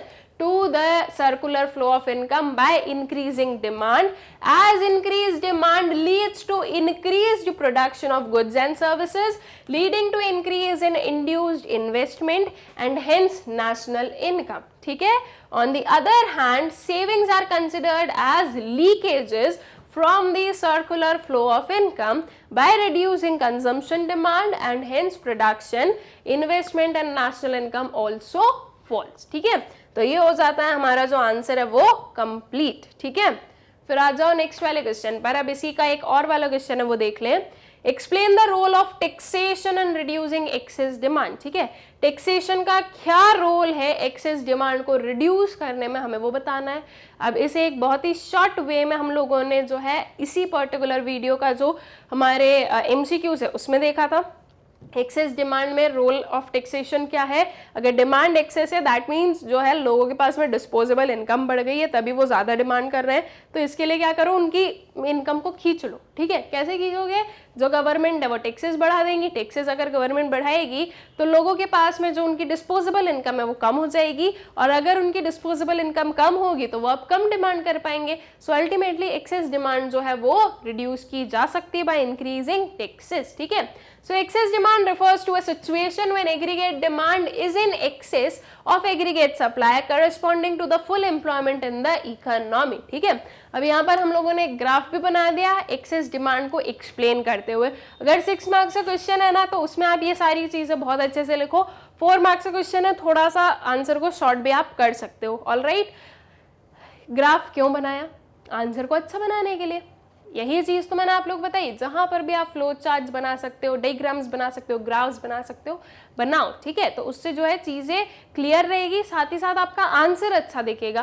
किया कुछ नहीं है, हमने सिर्फ यहाँ पर क्या एक्सप्लेन किया है कि ये जो चीज है ये कहलाती है एक्सेस डिमांड। ऑल राइट, अब जो है इसका आंसर प्रॉपर्ली देख लें। एक्सेस डिमांड क्या होती है उसको एक्सप्लेन कर दिया। So in a situation of excess demand government raises the rate of all taxes, this reduces the purchasing power of the people and reduces both consumption and investment expenditures. A fall in consumption and investment expenditure reduces the level of aggregate demand and helps to check the problem of excess demand, ठीक है। तो जो जब अगर situation है access demand की तो उसकी वजह से जो गवर्नमेंट है वो क्या करेंगी, जो सारे टैक्सेस हैं वो रेस करेंगी, इसकी वजह से रिड्यूस होगा जो परचेजिंग पावर है वो, ultimately that will reduce both consumption and investment expenditures, ठीक है। तो अल्टीमेटली जो एग्रीगेट डिमांड है वो कंट्रोल में आ जाएगी, ठीक है। अब आ जाओ नेक्स्ट पर। Recently government of India has doubled the import duty on gold, what impact is it likely to have on foreign exchange rate and how? Government ने क्या किया है, जो इंपोर्ट ड्यूटी है गोल्ड पर वो डबल कर दी है, तो अब इसका इम्पैक्ट फॉरेन एक्सचेंज रेट पर क्या होगा? गवर्नमेंट ने अगर इंपोर्ट ड्यूटी डबल की है गोल्ड पर तो दैट मीन्स गोल्ड हमारे लिए क्या हो गया है, कॉस्टलियर बन गया है। तो इन दैट केस जब भी किसी भी चीज की, किसी भी जो है कमोडिटी की अगर प्राइस बढ़ती है तो हम उसकी डिमांड को क्या करते हैं, उसकी डिमांड को कम कर देते हैं। तो जब हम उसकी डिमांड को कम कर रहे हैं दैट मीन्स कि अब जो है हम डिमांड कम करेंगे, आपका जो फॉरेन एक्सचेंज रेट है उस पर क्या इफेक्ट होगा? ये हमारा डिमांड है, ये सप्लाई है, supply as it is same है, सिर्फ और सिर्फ जो डिमांड है वो कम हो रही है। डिमांड कम हो रही है मतलब कि लेफ्टवर्ड शिफ्ट, तो ये डिमांड कम हो गई, ये आपका न्यू रेट ऑफ एक्सचेंज आपको मिला जो कि आपके पुराने वाले से नीचे आया है। दैट मीन्स कि आपको क्या बता रहा है कि जो फॉरेन एक्सचेंज रेट है वो फॉल हुआ है। इट क्लियरली मीन्स कि एप्रिसिएशन है किसका, आपकी जो है फॉरेन एक्सचेंज रेट में एप्रिसिएशन हुआ है, ठीक है। तो अगर इंपोर्ट ड्यूटी जो है वो डबल कर दी जाती है तो उसकी वजह से जो आपकी डोमेस्टिक करेंसी वो एप्रिशिएट होगी। इस चीज़ को देखो बहुत ही अच्छे से हमने कहाँ से एक्सप्लेन किया है, जो हमारा ग्राफ है उसके हेल्प से एक्सप्लेन किया, और उसमें ग्राफ बनाना तभी चीज़ें आप लोगों को क्लियर रहेगी, अदरवाइज आप खुद कंफ्यूज हो जाओगे कि हुआ क्या है, क्या करना है, पता नहीं है, ठीक है। तो ग्राफ बनाओ, चीज़ें आप लोगों को क्लियर हो जाएंगी। So with the rise in import duty of good, the import of good will fall. This reduces the demand for foreign currency. With the supply of foreign currency remaining the same, the foreign exchange rate would fall. This implies appreciation of rupees. This can be explained with the help of following diagram. ठीक है, इस diagram के through हम इसे explain कर सकते हैं। इस diagram को हमने जो है यहाँ पर क्या कर दिया, पूरा explain कर दिया है। So in the figure, DD and SS are the initial demand curve and supply curve for foreign currency respectively. E is the initial equilibrium point with OR as the equilibrium exchange rate. Fall in the demand for foreign currency due to fall in imports shifts the demand curve from DD to D dash D dash. With the shift in the demand curve, ये पूरा इससे बता रहे हैं, ठीक है, DD से ये D dash पर क्या हो रहा है, शिफ्ट हो रहा है, ठीक है। और जैसे ही ये शिफ्ट हो रहा है तो एक न्यू इक्विलिब्रियम स्टैब्लिश हो रहा है एट पॉइंट E dash, ठीक है। ये जो E dash है इस पॉइंट पर न्यू इक्विलिब्रियम जो है वो स्टैब्लिश हुआ, where the exchange rate falls from OR to OR1। ये जो OR है इससे OR1, this would be OR1, ठीक है। तो ये OR से जो है हम OR1 पर आ रहे हैं, न्यू एक्सचेंज रेट हमें मिल रहा है। और fall in the exchange rate implies currency appreciation, ठीक है। तो जो फॉल है एक्सचेंज रेट में वो क्या इम्प्लाई कर रहा है, करेंसी एप्रिसिएशन जो है ये चीज शो कर रहा है, ठीक है। फिर आ जाओ नेक्स्ट वाले क्वेश्चन पर। what changes will take place to bring an economy in equilibrium if planned savings are greater than planned investment and planned savings are less than planned investment. ठीक है, क्या चेंजेस हैं जो कि होंगे इकोनॉमी में अगर जो है इक्विलिब्रियम मेंटेन्ड नहीं है तो. ठीक है, दैट मीन्स कि अगर आपकी प्लान सेविंग आपके जो इन्वेस्टमेंट है उससे कम या ज्यादा हो रही है तो इन दैट केस क्या चेंजेस होंगे जिससे कि वापस जो है हम इक्विलिब्रियम अटेन कर लेंगे. ठीक है, अब वन बाय वन इन दोनों को एक्सप्लेन कर दें. सबसे पहले हमारे पास में जब savings are more than, okay, सबसे पहला वाला है कि savings are more than investment है और फिर नेक्स्ट वाला रहेगा आपका savings are less than investment. So the situation when S is more than I or when S is less than I are, in this diagram equilibrium is stuck at point E where S is equals to I. Equilibrium level of income is OY. When S is more than I, it happens at point E1 in the situation when AD is less than AS. ठीक है, अब जो है ये जो particular diagram है इसमें हम लोग क्या देख रहे हैं कि ये जो पॉइंट E है, इस पॉइंट E पर जो S is equals to I वाली कंडीशन है वो इम्प्लाई कर रही है कि आपका सेविंग और इन्वेस्टमेंट क्या है, इक्वल है. दैट मीन्स ये इक्विलिब्रियम वाली कंडीशन है. उसके बाद में इक्विलिब्रियम लेवल ऑफ इनकम क्या रहेगी, ये आपकी इक्विलिब्रियम लेवल ऑफ इनकम है, that is OY is your equilibrium level of income. ठीक है, देन वी हैव अगर S is more then I वाली कंडीशन है, दैट मीन सेविंग जो है वो ज्यादा है आपकी इन्वेस्टमेंट पे. तो आपका जो सेविंग कर्व है वो इन्वेस्टमेंट कर्व से कहां पर अबव है, तो इस वाले पॉइंट पर अबव है. दैट मीन्स आफ्टर इक्विलिब्रियम ये जो पूरी कंडीशन है इसमें आपकी saving is more than investment है. ताकि हम कुछ यहाँ पर एक्सप्लेन कर सके इसलिए हमने क्या ले लिया, एक पॉइंट ले लिया है E1, दैट इज यहाँ पर हमने ये बना दिया और इसे बोल दिया है कि दिस शोज अस कि saving is more than investment. अब अगर सेविंग ज्यादा है स्टूडेंट्स इन्वेस्टमेंट से तो दैट मीन्स कि एग्रीगेट डिमांड क्या है, कम हो रही है. क्योंकि अगर आप सेव ज्यादा कर रहे हो या इकोनॉमी में अगर सेविंग ज्यादा है तो कंजम्पशन कम है, कंजम्पशन कम है इसका मतलब कि एग्रीगेट डिमांड जो है वो कम है. ठीक है, तो जो आपकी S is more then I वाली कंडीशन है, it is a situation when AD is less than AS. ठीक है, तो अब जब AD is less than AS है या फिर saving is more than investment है तो ऐसे केस में क्या पर्टिकुलर जो है चेंजेस होंगे इकोनॉमी में. तो in such a situation the following change will occur. सबसे पहले first one will be stocks of the producer would be in excess of desired limit. अगर AD लेस देन AS है तो ये क्या बता रहा है कि जो स्टॉक है प्रोड्यूसर के वो ज्यादा है डिजायर्ड लेवल से. बिकॉज डिजायर्ड लेवल क्या है, दोनों का इक्वल होना कि जितना हम लोग बना रहे हैं उतना जो है कंजम्पशन हो जाएगा. अब एग्रीगेट डिमांड कम हो गया है तो स्टॉक जो है वो ज्यादा हो गए आपके प्रोड्यूसर्स के पास में. Profit will start shrinking. अब इसकी वजह से जो प्रॉफिट है वो श्रिंक होगा क्योंकि डिमांड कम हो रही है तो प्रॉफिट भी कम होगा. So desired level of output for the subsequent year faces a cut. तो अब ऐसे केस में क्या होगा, अब ऐसे केस में जो प्रोड्यूसर्स हैं वो प्रोडक्शन नहीं करेंगे, वो अपना जो प्रोडक्शन है वो बहुत ही कम करेंगे या फिर जो है नहीं करेंगे जितना भी उनके पास में स्टॉक है उसके बेसिस पर. ठीक है, then level of income and employment will tend to shift to point where S is equals to I corresponding to the point on the diagram. ठीक है, तो अब धीरे धीरे करके क्या हो जाएगा, ये वापस कहां पर आ जाएगा, आपके इक्विलिब्रियम वाले पॉइंट पर, दैट इज E के बराबर. क्योंकि अगर आपकी सप्लाई कम होगी तो सप्लाई नीचे जाकर एग्रीगेट डिमांड के बराबर हो जाएगी. ठीक है, तो इन दैट केस क्या होगा, इन दैट केस जो इक्विलिब्रियम है वो फिर से अटेन किया जा सकता है. Thus the economy will come back to the state of equilibrium when S is more than I. It happens at the point E2. This is a situation when AD is more than AS. ठीक है, तो यहाँ तक जो है हमारा first वाला case complete हो जाता है. अब आता है कि जब आपकी सेविंग क्या है, लेस देन इन्वेस्टमेंट है. तो अगर सेविंग लेस देन इन्वेस्टमेंट है दैट मीन्स ये आपका इन्वेस्टमेंट कर्व है, ये आपका सेविंग कर्व है. तो इस इक्विलिब्रियम पॉइंट के पहले वाले जो हमारे एरियाज होते हैं वहाँ पर आपकी जो है सेविंग लेस देन होता है इन्वेस्टमेंट के. यहाँ पर हमने एक जो है फॉर रेफरेंस क्या बना दिया है, एक पॉइंट बना दिया है या फिर we can say this one कि E2 इज टेलिंग अस कि saving is less than investment. अब ऐसी कंडीशन में एडीएस पर क्या जो है इम्पैक्ट है, इस ऐसे केसेस में आपका जो एडी है वो मोर देन रहेगा आपके एएस से, ठीक है, बिकॉज सेविंग लेस कर रहे हैं तो आपकी जो एग्रीगेट डिमांड है वो क्या रहेगी, वो मोर रहेगी, ठीक है। अब क्या हम इसमें क्या पर्टिकुलर जो है चेंजेस देखेंगे, so in such a situation the following changes will occur, existing stocks of the producer will not be enough to cope with the level of AD, ठीक है।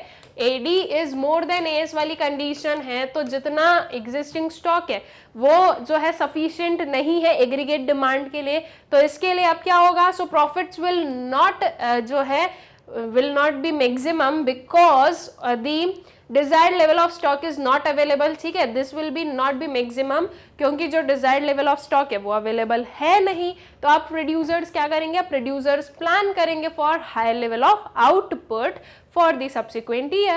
Level of output and employment will rise or the drive for economy to the point of equilibrium at point E, ठीक है। तो अब जो है अब level of output बढ़ेगा तो उसके साथ में एम्प्लॉयमेंट इनकम सब बढ़ेगी और अल्टीमेटली हम वापस कहाँ पहुंच जाएंगे, इस पॉइंट ई पर पहुंच जाएंगे। तो अगर कोई भी सिचुएशन होती है इसके अबव या इसके बिलो, तो जो भी चेंजेस होते हैं इकोनॉमी में उसकी वजह से हम वापस जो है इक्विलिब्रियम वाली स्टेट पर आ जाते हैं। इसीलिए हम लोग जब भी इकोनॉमी में बात करते हैं तो डिसइक्विलिब्रियम पर नहीं रह सकते हैं फॉर ज़्यादा टाइम, बिकॉज जो वेरियस चीज़ें होती है, जो वेरियस जो है जो डिसइक्विलिब्रियम की वजह से जो चेंजेस आते हैं उसकी वजह से हम वापस जो है इक्विलिब्रियम पर पहुंच जाते हैं, ठीक है। तो आई गेस ये जो क्वेश्चन था ये आप लोगों को प्रॉपरली क्लियर हो गया है। अब आते हैं नेक्स्ट वाले क्वेश्चन पर। Demonetisation helps to tackle the problem of corruption, black money and terrorism discuss. जो डीमोनेटाइजेशन है वो हेल्प करता है जो प्रॉब्लम है करप्शन की, ब्लैक मनी की और टेररिज्म की, इसे टैकल करने में, इस पे हमें क्या करना है, डिस्कशन करना है, ठीक है। तो क्या ये बात सही है, ये सही है, बिकॉज क्या होगा कि जो मनी इन सर्कुलेशन है वो एकदम से बैन कर दिया गया, तो उसकी वजह से जो है जो भी पर्टिकुलर मनी है, अगर आप उससे वाइट मनी, अगर वो आपका वाइट मनी या फिर अगर आप चाहते हो कि उस मनी को आप यूज कर सको तो आपको क्या करना पड़ेगा, उसे एक्सचेंज करना पड़ेगा इन न्यू करेंसी नोट, एंड उसके लिए आपको कहाँ जाना पड़ेगा, बैंक्स के पास जाना पड़ेगा उसे जो है एक्सचेंज करने के लिए। तो जब आप एक्सचेंज करने के लिए उसे जाओगे स्टूडेंट्स, तो वहाँ पर जो है इफ़ अगर कोई भी काइंड ऑफ फ्रॉड अगर आपने किया है या आप जो है आपकी जो भी पर्टिकुलर इनकम स्लैब है अगर आप उससे बहुत बहुत ज़्यादा अगर जो है मनी लेकर जाते हो, तो इन दैट केस वो आप लोगों के ऊपर क्या हो सकती है, इंक्वायरी वगैरह, तो जो ब्लैक मनी है वो पकड़ में आ सकता है और ब्लैक मनी जो है वो रिड्यूस हो सकता है with the help of demonetisation. Terrorism वगैरह जो है ये भी कम होगा क्योंकि जो फेक करेंसी बनाई गई है वो टेररिज्म के पर्पसेस से यूज़ की जाती है, तो अब वो करेंसी वैलिड ही नहीं रही तो टेररिज्म जो है वो उसे प्रमोट नहीं कर पाएगा, ठीक है। तो इस वजह से जो है ये चीज़ें डीमोनेटाइजेशन की हेल्प से ठीक की जा सकती है।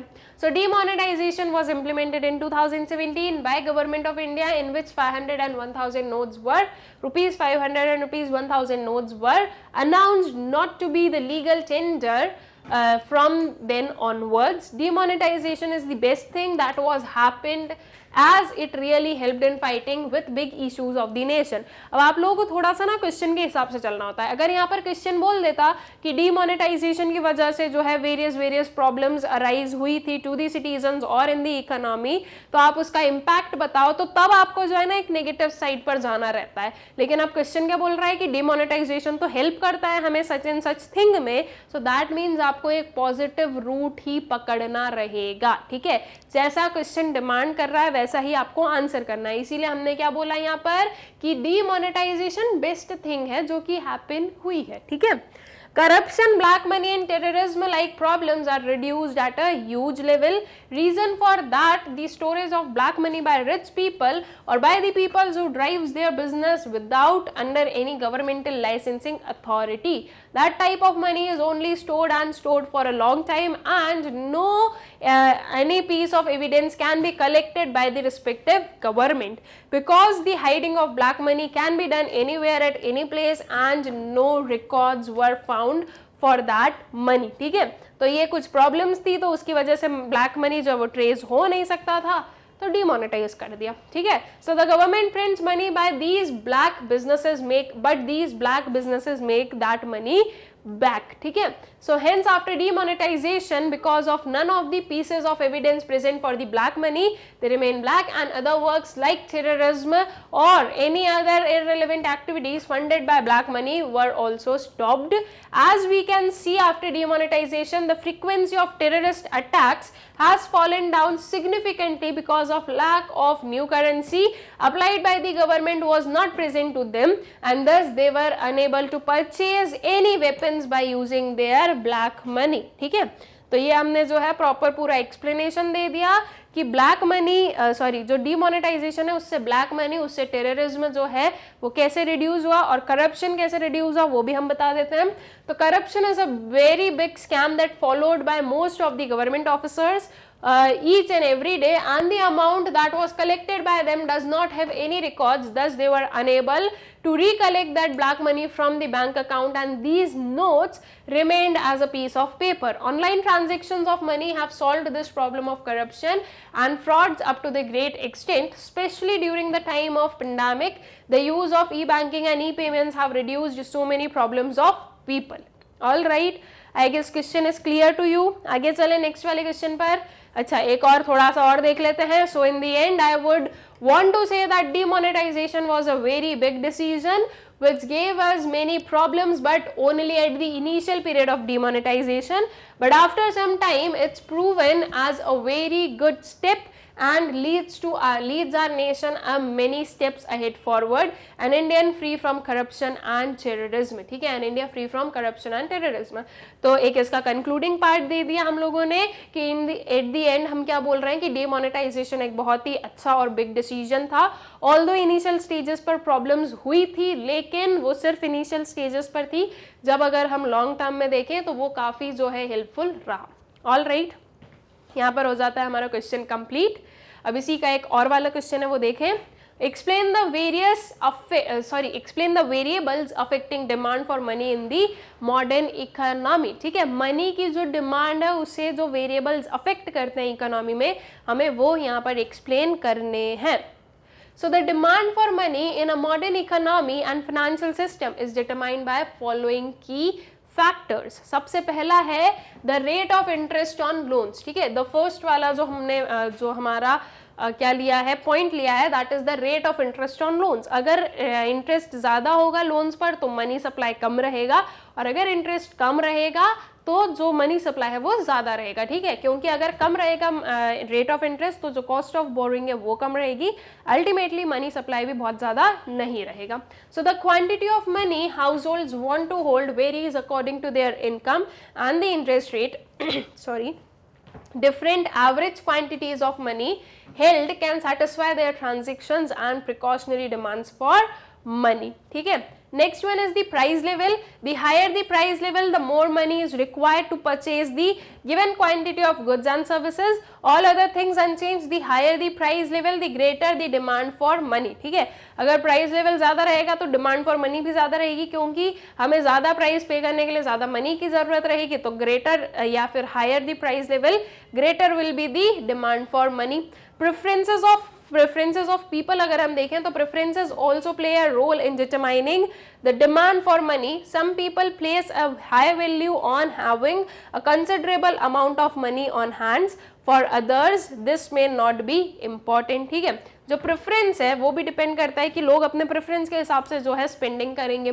मोटिव्स फॉर होल्डिंग मनी, किस मोटिव से आप मनी को होल्ड कर रहे हो, स्पेक्यूलेटिव मोटिव से, प्रिकॉशनरी मोटिव से, तो क्या मोटिव है तो वो भी डिपेंड करता है कि आपकी डिमांड फॉर मनी क्या होने वाली है. In deciding how much money to hold, people make a choice about how to hold their wealth. If their daily transactions frequency is high, demand for money will also be high. In case people's motive is to have fixed property, then demand for money will be low. ठीक है, then expectations about future. So the speculative demand for money is based on expectations about bond prices. All other things unchanged. If people expect bond prices to fall, they will increase their demand for money. If they expect bond prices to rise, they will reduce the demand for money. ठीक है, so these are some of the expectations about future, कि future में हम जो सोच रहे हैं, जो expected है, उसके हिसाब से जो है हमारी demand change होती है at present. Change in GDP की बात करें तो an increase in real GDP increases income throughout the economy, the demand for money in the economy is therefore likely to be greater when real GDP is greater. ठीक है, other variables अगर हम लोग देखें तो except above mentioned variables, some other factors also influence the demand for money, like the extent to which it is possible to use debit or credit card, that is the pace of financial innovation, and the extent to which we might have to pay out large unexpected payments etc. ठीक है, तो ये कुछ हमारे various variables हैं जिन पर जो हमारी डिमांड फॉर मनी है ये डिपेंड करती है. ठीक है, अब आते हैं नेक्स्ट क्वेश्चन पर. अब जो है हमारा जो नेक्स्ट सेक्शन है वो आ जाता है, that is Indian economic development. अभी तक हम लोगों ने जो मैक्रो इकोनॉमिक्स है वो कंप्लीट कर लिया है. अब इंडियन इकोनॉमिक डेवलपमेंट को देख लेते हैं. सबसे इनिशियल फेज पर क्या आएगा, जो वेरियस एमसीक्यूज है वो आएंगे हमारे सामने. तो 18th क्वेश्चन है, dash is not a policy initiated under new economic policy. Options are licensing, privatisation, globalisation and liberalisation. क्या है जो कि आपकी जो न्यू इकोनॉमिक पॉलिसी थी उसकी एक पॉलिसी नहीं है इनमें से. सो दैट इज बहुत ही इजी आंसर है. आई गेस इसमें कोई भी काइंड ऑफ एक्सप्लेनेशन की भी जरूरत नहीं है. आपका ऑप्शन ए लाइसेंसिंग. ठीक है, नेक्स्ट क्वेश्चन पर आ जाओ. China achieved highest growth rate in dash sector. China की जो वेरियस सेक्टर्स हैं, ओके, हमारे सेक्टर्स ऑफ इकोनॉमी है, उसमें से हाईएस्ट ग्रोथ रेट कौन से सेक्टर में देखने को मिली. एग्रीकल्चर, इंडस्ट्रियल, सर्विस और none of these. So that will be industrial sector. तो option B would be the correct option. ठीक है, नेक्स्ट क्वेश्चन पर आते हैं. असर्शन और रीजन है. असर्शन देखते हैं. Land ceiling is the policy of government to promote equity in agricultural sector. जो लैंड सीलिंग है वो क्या है, वो एक पॉलिसी है गवर्नमेंट की. किस चीज को प्रमोट करने के लिए, इक्विटी को प्रमोट करने के लिए. क्या ये सही है? यस, ये सही है. लैंड सीलिंग में क्या होता है, एक मैक्सिमम लिमिट लगा दी जाती है. उसके ऊपर अगर किसी भी पर्सन के पास में लैंड है तो वो उससे लेकर जिनके पास में लैंड नहीं है उसे दिया जाता है. तो एक इक्विटी मेंटेन करने की कोशिश की जाती है. रीजंस में है, land reforms primarily refer to change in the ownership of land holdings. जो लैंड रिफॉर्म्स है वो प्राइमरली उनका मतलब ये था कि जो ओनरशिप है लैंड होल्डिंग्स की उन्हें चेंज करना. तो क्या ये सही है? यस, ये भी सही है. और ये क्या है, ये इसका करेक्ट एक्सप्लेनेशन है. क्योंकि अगर हम लैंड सीलिंग की बात करें कि वो इक्विटी को प्रमोट करेगा, तो कैसे प्रमोट करेगा, ओनरशिप में चेंज करके, राइट. जो बिग लैंडलॉर्ड्स हैं उनसे लैंड लेकर जो स्मॉल लैंडलॉर्ड्स हैं उन्हें देंगे, तो जो ओनरशिप है वो चेंज होगी. तो आपका करेक्ट ऑप्शन क्या बनेगा, your option A, that is both assertion and reason are true and reason is the correct explanation of assertion. ठीक है, नेक्स्ट वाले क्वेश्चन पर आते हैं. इसी का एक और वाला क्वेश्चन है, उसे देखते हैं. Assertion given है in 1955 the Village and Small Scale Industry Committee, also called Carve Committee, noted the possibility of using small scale industries for promoting rural development. क्या ये assertion आपका सही है? Yes, सही है. अगर ईयर दिया है तो ईयर को जरूर चेक करना कि ईयर सही है या नहीं. तो ईयर सही है. कार्व कमेटी जो है 1955 में ही आई थी और उन्होंने 1955 में ही बताया था कि जो है या ये चीज़ बोली थी कि जो रूरल डेवलपमेंट है उसे प्रमोट करना है by the small scale industries. ठीक है, रीजन है 1956 industrial policy resolution was adopted which tried to build the basic for the socialist pattern of society. क्या ये जो स्टेटमेंट है वो ट्रू है? यस, ट्रू है. जो IPR 1956 का था उसमें मेनली जो सोशलिस्ट सेक्टर या जो सोशल या वी कैन से जो गवर्नमेंट सेक्टर है उस पर एम्फोसिस डाला गया था. दोनों ही चीज़ें ट्रू है, लेकिन क्या रीजन आपके असर्शन को एक्सप्लेन कर रहा है? नहीं कर रहा है. तो आपका करेक्ट ऑप्शन क्या हो जाएगा, your option B, that is both assertion and reason are true and reason is not the correct explanation of assertion. ठीक है, फिर आ जाओ नेक्स्ट वाले क्वेश्चन पर. फिर से असर्शन रीजन बेस्ड है. देखते हैं क्या गिवन है. असर्शन है, over the past few decades there has been a drastic rise in global warming. कुछ पास्ट फ्यू डिकेड्स की बात करें तो ग्लोबल वार्मिंग में एक ड्रास्टिक राइज हुआ है. क्या ये बात सही है? Yes, this is true. Reason में है, the push of economic development has increase the emission of greenhouse gases into the atmosphere. क्या ये भी सही है? ये भी सही है. ग्रीन हाउस गैसेज की वजह से ग्लोबल वार्मिंग हो रहा है? बिल्कुल हो रहा है. मतलब कि आपका जो रीजन है वो क्या आपके असर्शन को करेक्टली एक्सप्लेन कर रहा है? यस, बिल्कुल. तो करेक्ट ऑप्शन क्या आ जाएगा, your option A, that is both assertion and reason are true and reason is the correct explanation of assertion. ठीक है, तो option A would be the correct option. Next question पर आते हैं, arrange the following events of China in chronological order and choose the correct alternative. ये हमारे पास में गिवन है चाइना की जो वेरियस वी कैन से जो इवेंट्स है वो, और इन्हें हमें जो है क्रोनोलॉजिकल ऑर्डर में क्या करना है, अरेंज करना है, और इनमें से अल्टरनेटिव्स जो है वो चूज करने रहेंगे। देखते हैं क्या क्या गिवन है। Rapid industrialisation programme, great leap forward, great proletarian cultural revolution and 5 year plan. सबसे पहले क्या आया, सबसे पहले 5 ईयर प्लान आया, तो this will come for fun, ठीक है। उसके बाद में आया क्या, ग्रेट लीप फॉरवर्ड, ये आपके सेकेंड वाले नंबर पर आएगा। ग्रेट पॉलिटेरियन कल्चरल रिवोल्यूशन उसके बाद में आया था, ये आपके थर्ड नंबर पर आ जाएगा। और फिर आया आपका rapid industrialisation programme, so that will be on the 4th number. तो हमारी सीक्वेंस क्या रहेगी, 4 2 3 1। 4 2 3 1 वाला देखें तो देखो 2 है हमारे पास में, 4 4। अब उसके बाद में क्या चाहिए, 4 के बाद में हमें 3 चाहिए, यहाँ पर 2 है, यहाँ पर 3 है, तो करेक्ट ऑप्शन क्या आ जाएगा, सॉरी 2 चाहिए, 3 नहीं चाहिए, सॉरी 2 चाहिए, ठीक है। 4 2 3 1 चाहिए, तो एक में 2 है, एक में 3 है, तो जिसमें 2 है वो वाला करेक्ट ऑप्शन रहेगा, that would be your option C, 4 2 3 1। All right, फिर चले नेक्स्ट क्वेश्चन पर। Which country has the highest per capita income? इनमें से कौन सी कंट्री है जिसकी हाईएस्ट पर कैपिटा इनकम है? China, Pakistan, India, Nepal. बहुत ही क्लियर जो है इसका आंसर है, that is China, your option ए, ठीक है। नेक्स्ट क्वेश्चन पर आ जाओ। 2 स्टेटमेंट्स हैं, वही हमें ट्रू और फॉल्स बताना रहेगा। स्टेटमेंट 1 पढ़ते हैं, economist identify the poor on the basis of their occupation and ownership of assets.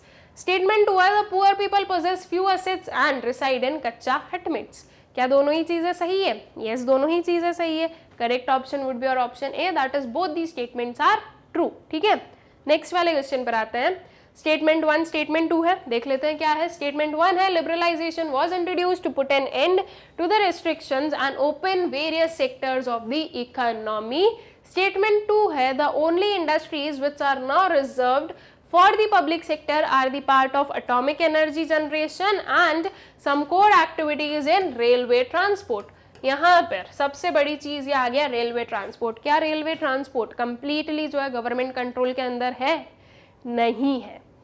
Railway transport जो है वो प्राइवेट सेक्टर के अंडर आ चुका है, ठीक है, और धीरे धीरे वो पूरा प्राइवेटाइज भी हो जाएगा, लेकिन रेलवे ट्रांसपोर्ट जो है वो कंप्लीटली गवर्नमेंट सेक्टर के अंदर नहीं है। तो ये चीज़ जो यहाँ पर लिखी है ना, इसी से आप क्या बोल दो कि आपकी स्टेटमेंट 2 तो फॉल्स है।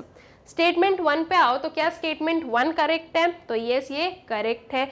तो सॉरी, ये करेक्ट नहीं है। क्यों नहीं है? क्योंकि लिबरलाइजेशन का मतलब क्या था? लिबरलाइजेशन का मतलब था जो एक्स्ट्रा रिस्ट्रिक्शंस है उसको हटाना, जो भी लाइसेंसिंग वगैरह है उसे हटाना, ठीक है। ये वेरियस सेक्टर्स को जो है ओपन अप करने की लिबरलाइजेशन में बात नहीं की गई। ऑल राइट, तो लिबरलाइजेशन का मतलब था कि जो एक्सेस में आपने टैक्सेस वगैरह लगा के रखे हैं, इंपोर्ट सब्सटीट्यूशन वगैरह है, वो तो चलो हम बोल देंगे ग्लोबलाइजेशन वगैरह में आता है, तो उस बेसिस पे बताया गया। तो आपका correct option would be option B, that is both the statements are false, ठीक है। नेक्स्ट वाले क्वेश्चन पर आते हैं।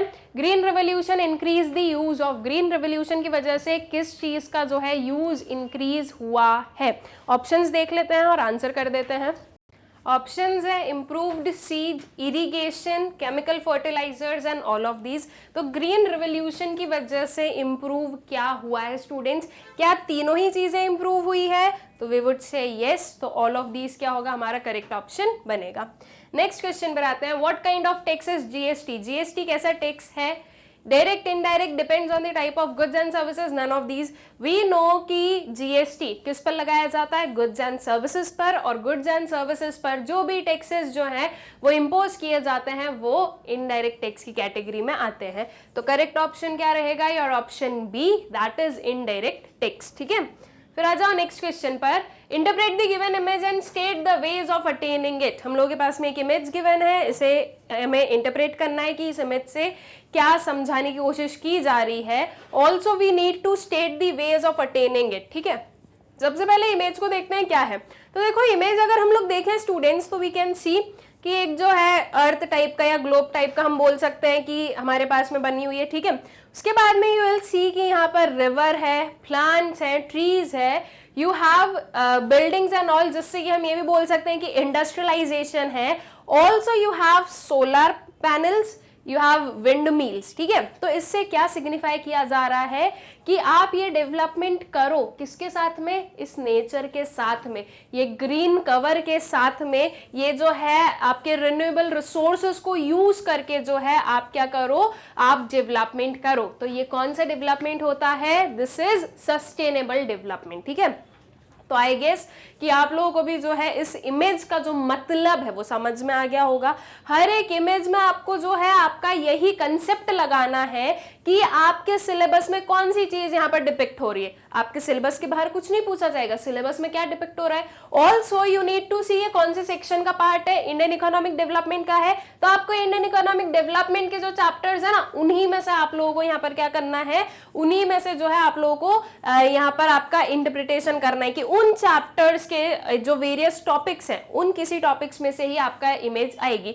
अगर आपकी जो इमेज वाला क्वेश्चन है वो मान लो अगर मैक्रो इकोनॉमिक्स वाले पार्ट में आ रहा है, तो फिर मैक्रो इकोनॉमिक्स के जो हमारे चैप्टर्स हैं, जो टॉपिक्स है, उससे हमारा इंटरप्रिटेशन करना रहेगा, ठीक है। तो इस वजह से आप थोड़ा सा सेग्रीगेट कर लो कि आपकी थिंकिंग कहां तक जानी चाहिए, उसके बाद में समझो कि क्या चीज दिखाई जा रही है, ठीक है। अब अगर नहीं भी समझ में आ रहा है कुछ, तो एक सिंपल सी चीज देखना, यहाँ पर वी हैव सोलर पैनल्स हैं, विंड मिल्स है, ठीक है। उसके बाद में ग्रीन कवर भी हमें दिख रहा है। ये सारी चीज कौन से चैप्टर में आ सकती है, इन्वायरमेंट में ही आ सकती है। अब इन्वायरमेंट में क्या चीज हमें डिपिक्ट कर रहा होगा स्टूडेंट्स, ये इनके यूज से क्या होगा, इनके यूज से आप जो हो एक प्रॉपर जो है आपकी रिन्यूएबल रिसोर्स का यूज कर पाओगे, जो कि आपके इन्वायरमेंट फ्रेंडली भी है। अब इन्वायरमेंटल फ्रेंडली है, ये चीजें हैं। अब उसके बाद में हम लोग देख रहे हैं कि यहाँ पर हमारे पास में बिल्डिंग्स वगैरह है, जिसे हम बोल सकते हैं कि इंडस्ट्रीज है या कोई फर्म्स है, ठीक है, या कोई कॉर्पोरेट बिल्डिंग्स है। तो ये अल्टीमेटली एट द एंड हम इस पूरे का क्रिम्स कहाँ पर ले जा सकते हैं, इसे हम ले जा सकते हैं अपना सस्टेनेबल डेवलपमेंट पर, ठीक है।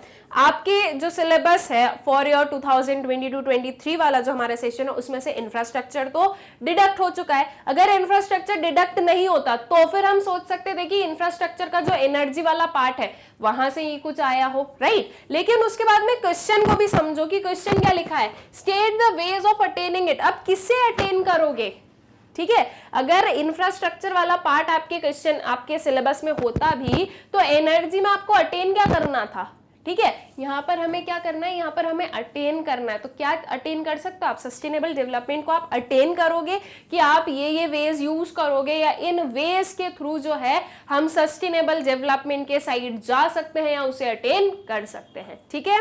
सो आई गेस कि प्रॉपर जो इसका इंटरप्रिटेशन है वो आप लोगों को समझ में आ गया है। आंसर तो आप लोग लिख लोगे, interpretation is the main thing, ठीक है। तो आई होप सो कि वो तो आप लोगों को अच्छे से क्लियर हो गया है। अब आंसर देख लेते हैं। So the given image indicates the economic growth of the country by the way of using eco-friendly methods, that is it is indicating the concept of sustainable development, ठीक है। ये जो given image है इसमें हमने क्या लिखा, बहुत ही अच्छे से जो है इसे हमने पूरा इसका आंसर लिखा है। इसका जो मेन वाला आंसर है वो लिखा है कि ये इमेज हमें इंडिकेट कर रही है economic growth of the country. कैसे economic growth, by the way of using eco friendly methods, ठीक है। इको फ्रेंडली मेथड्स को यूज करके हम कैसे जो है ग्रोथ, इकोनॉमिक ग्रोथ हमें मिलेगी या डेवलपमेंट होगा, वो चीज ये हमारी इमेज बता रही है हमें, ठीक है। नाउ सस्टेनेबल डेवलपमेंट हमने बता दिया कि ये हमें सस्टेनेबल डेवलपमेंट बता रही है। तो sustainable development is the development which will allow all the future generations to have a potential average quality of life that is at least as high which is being enjoyed by the current generation. Sustainable development can be achieved by following ways, ठीक है। तो बहुत ही जो है short manner में हमने इसका जो मीनिंग है वो लिख दिया कि सस्टेनेबल डेवलपमेंट होता क्या है। अब इस क्वेश्चन के सेकंड वाले पार्ट पर आ जाते हैं, दैट इज उसे अटेन कैसे करना है। तो अटेन करने के जो वेरियस वेज हैं वो देख लेते हैं।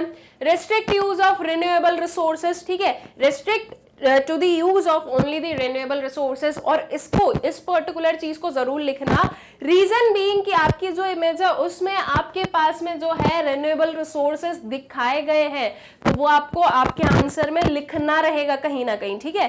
तो restrict to the use of renewable resources, rate of extraction should not exceed the rate of regeneration, ठीक है। और रिन्यूएबल रिसोर्सेज को हम क्यों यूज कर रहे हैं, ताकि जो हमारा रेट ऑफ एक्सट्रैक्शन है वो रेट ऑफ रीजनरेशन से कम भी रखना है, ठीक है, रिन्यूएबल रिसोर्सेज को यूज करते करते। वरना हम ये करें कि हम रिन्यूएबल रिसोर्सेज को यूज कर रहे हैं और इतना एक्सट्रैक्ट कर रहे हैं कि हमने उन्हें भी बर्बाद कर दिया है, ठीक है, तो वो हमें नहीं करना है। Substitute non-renewable with renewable resources, so rate of depletion of non-renewable resources should not exceed the rate of creation of renewable substitutes, ठीक है। Control pollution, तो pollution emissions should be limited to the absorption capacity of the environment and control the growth of population, so the growth of human population should be controlled to a level which is within the carrying capacity of the environment, ठीक है। तो आई guess कि ये जो various ways है of attaining sustainable development ये clear है। 3 marks का क्वेश्चन था इसलिए बहुत ज्यादा पॉइंट्स लिखने की जरूरत नहीं है। यहीं अगर ये 6 मार्क्स का क्वेश्चन होता तो आप 1-2 पॉइंट्स और ऐड कर सकते हो, ठीक है, लेकिन 3 मार्क्स में इतना सफिशिएंट है। आ जाए नेक्स्ट वाले क्वेश्चन पर। Compare and contrast India and China's sectorial contribution towards GDP in 2003. What does it indicate? ठीक है, हम लोगों के पास में ये एक डेटा है इंडिया और चाइना का of the contribution of GDP in percentage given है for the year 2003, ठीक है। Primary sector that is agriculture sector जो है वो इंडिया में जीडीपी में कंट्रीब्यूशन वाज 23% एंड चाइना में it was 15%। Secondary that means industry sector की बात करें तो इंडिया का कंट्रीब्यूशन था 26% का और चाइना में कंट्रीब्यूशन था 53% का। एंड वही टर्शरी या फिर सर्विस सेक्टर की बात करें तो इंडिया में जीडीपी में कंट्रीब्यूशन था सर्विस सेक्टर का 51% एंड अगर हम देखें चाइना का तो दैट वाज 32%, ठीक है। ये डेटा गिवन है। अब हमें इसे क्या करना है, अब हमें इसे जो है इसे इसके बारे में लिखना है, ठीक है। जो भी डेटा में गिवन है उसे हमने प्रॉपर्ली एक्सप्लेन करना है कि ये डेटा हमें क्या बता रहा है, व्हाट डज इट इंडिकेट, ठीक है, इसका इंडिकेशन क्या है, ये चीज बतानी है। अब इसका इंडिकेशन क्या रहेगा कि हमारा जो इंडिया का एग्रीकल्चर सेक्टर से शिफ्ट हुआ है टर्शरी सेक्टर में, और वहीं अगर हम चाइना का देखें तो ये इनका जो इंडस्ट्रियल सेक्टर है ये क्या है, ये स्ट्रॉन्ग है, ठीक है। तो ये एक जो है ये एक मेन हमारा डिस्टिंग्विशन पार्ट रहेगा। अब प्रॉपर्ली इसका आंसर देख लो। So the comparison of India's and China sectoral contribution towards their respective GDP can be done with the help of given data. अब इसके जो वेरियस पॉइंट्स है वो देखते हैं। सबसे पहले कंट्रीब्यूशन ऑफ प्राइमरी सेक्टर देखें अगर हम लोग जीडीपी में, so the data above reveals that the contribution of primary sector of India's GDP is 23% compared to 15% of China's GDP. This confirms the aggregate nature of Indian economy, ठीक है। हम 1 bye 1 तीनों ही sector को explain कर देते हैं कि क्या कंट्रीब्यूशन का ट्रेड रहा है। तो अगर हम बात करें प्राइमरी सेक्टर की तो प्राइमरी सेक्टर में इंडिया जो है वो चाइना से अबव है, जो कि हमें ये बता रहा है कि हाँ इंडिया जो है वो एक एग्रीगेट इकोनॉमी है, ठीक है। Then comes to the secondary sector. So the data also reveals that China has comparatively a strong industrial base as compared to India. The contribution of secondary sector to China's GDP is 53% against the contribution of mere 26% to India's GDP, ठीक है। From this we can infer that India's industrial sector is far behind that of China, ठीक है। China का जो industrial sector है उसमें हम लोग देख रहे हैं कि जीडीपी में 53% का क्या है कंट्रीब्यूशन है। वहीं अगर हम इंडिया का देखें तो दैट वाज मेयर 26%। तो इसमें हम ये बोल सकते हैं कि हाँ प्राइमरी सेक्टर में ठीक है इंडिया जो है वो आगे है चाइना से, but in the industrial sector India जो है वो पीछे है, काफी पीछे है चाइना के कंपैरिजन में। 53% एंड 26% एक जो है एक बिग गैप है, ठीक है। उसके बाद में contribution of tertiary sector to GDP देख लें। So we can also analyse that although India's industrial sector is not as strong as that of China, yet the contribution of India's service sector is much stronger than that of the China. Thus, after analyzing the above data helps us to conclude that a significant portion of India's GDP is contributed by tertiary sector followed by its agriculture sector. On the contrary, the major contributor to China's GDP is the secondary sector followed by its tertiary sector. All right, so I guess कि ये जो particular question था clear हो गया। कैसे जो है ऐसे जो कंपेयर या इंडिकेशन वाले अगर क्वेश्चंस आ जाए, टेबल वाले क्वेश्चंस आ जाए तो उन्हें आप कैसे जो है पूरा प्रॉपरली लिख सकते हो। आई होप सो ये चीज आप लोगों को अच्छे से क्लियर हो गई है। नेक्स्ट वाले क्वेश्चन पर आ जाओ। Discuss briefly the rational behind choosing self reliance as a planning objective for Indian economy. Indian economy की जो हमारी जो प्लानिंग स्ट्रक्चर था, ठीक है, उसका एक पर्टिकुलर हमारा जो मोटिव था दैट वाज सेल्फ रिलायंस। तो सेल्फ रिलायंस क्यों बोला गया, या सेल्फ रिलायंस जो है वो 5 ईयर प्लान्स में, या हम बोले कि हमारे जो वेरियस प्लान्स थे उसमें सेल्फ रिलायंस को क्यों इंक्लूड किया गया, क्या रीजन था उसके पीछे का।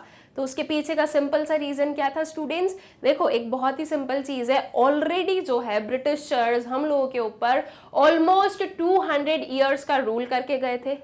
अब अगर हम फिर से किसी और कंट्री पर डिपेंडेंट रहेंगे तो देयर आर चांसेस कि उस कंट्री को क्या मिले, एक जो है उस कंट्री के पास भी एक ऑप्शन हो, या उस कंट्री को जो है हम एक अल्टरनेटिव प्रोवाइड करें कि वो भी जो है हम पर क्या कर सके, हम पर रूल कर सके, राइट। तो अब हम ऑलरेडी इतना जो है गुलामी में रह चुके थे कि अब हमारे लीडर्स को ये बिल्कुल भी मंजूर नहीं था कि हम और किसी के ऊपर डिपेंडेंट रहें।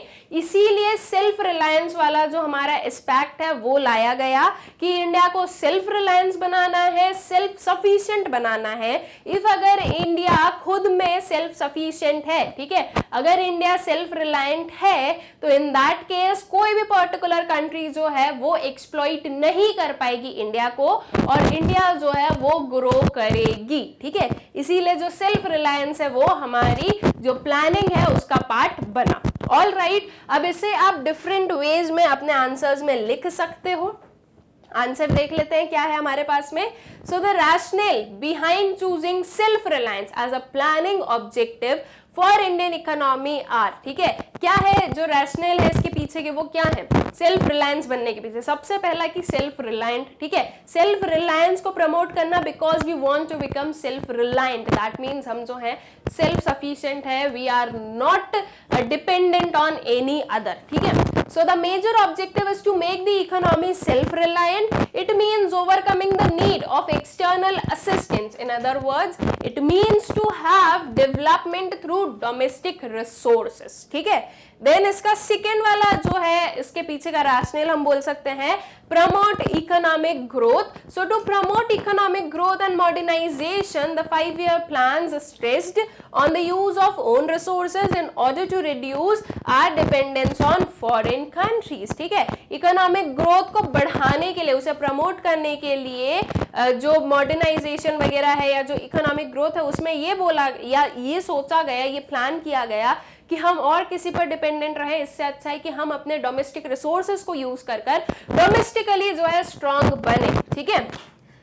Then reduce foreign dependence, foreign dependence हमें रिड्यूस करना था।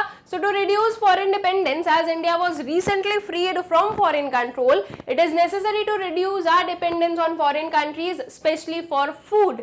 सो stress should be given to attain self reliance, ठीक है, क्योंकि ऑब्वियस सी बात है अगर आप किसी और के ऊपर डिपेंडेंट हो तो वो पर्सन जो है वो आपको कंट्रोल कर सकता है in various ways.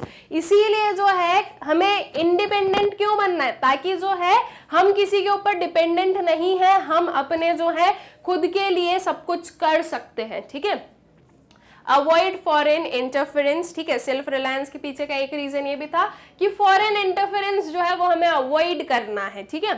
So to avoid foreign interference it was feared that dependence on imported food suppliers, foreign technology and foreign capital may increase foreign interference in the policies of our country, ठीक है।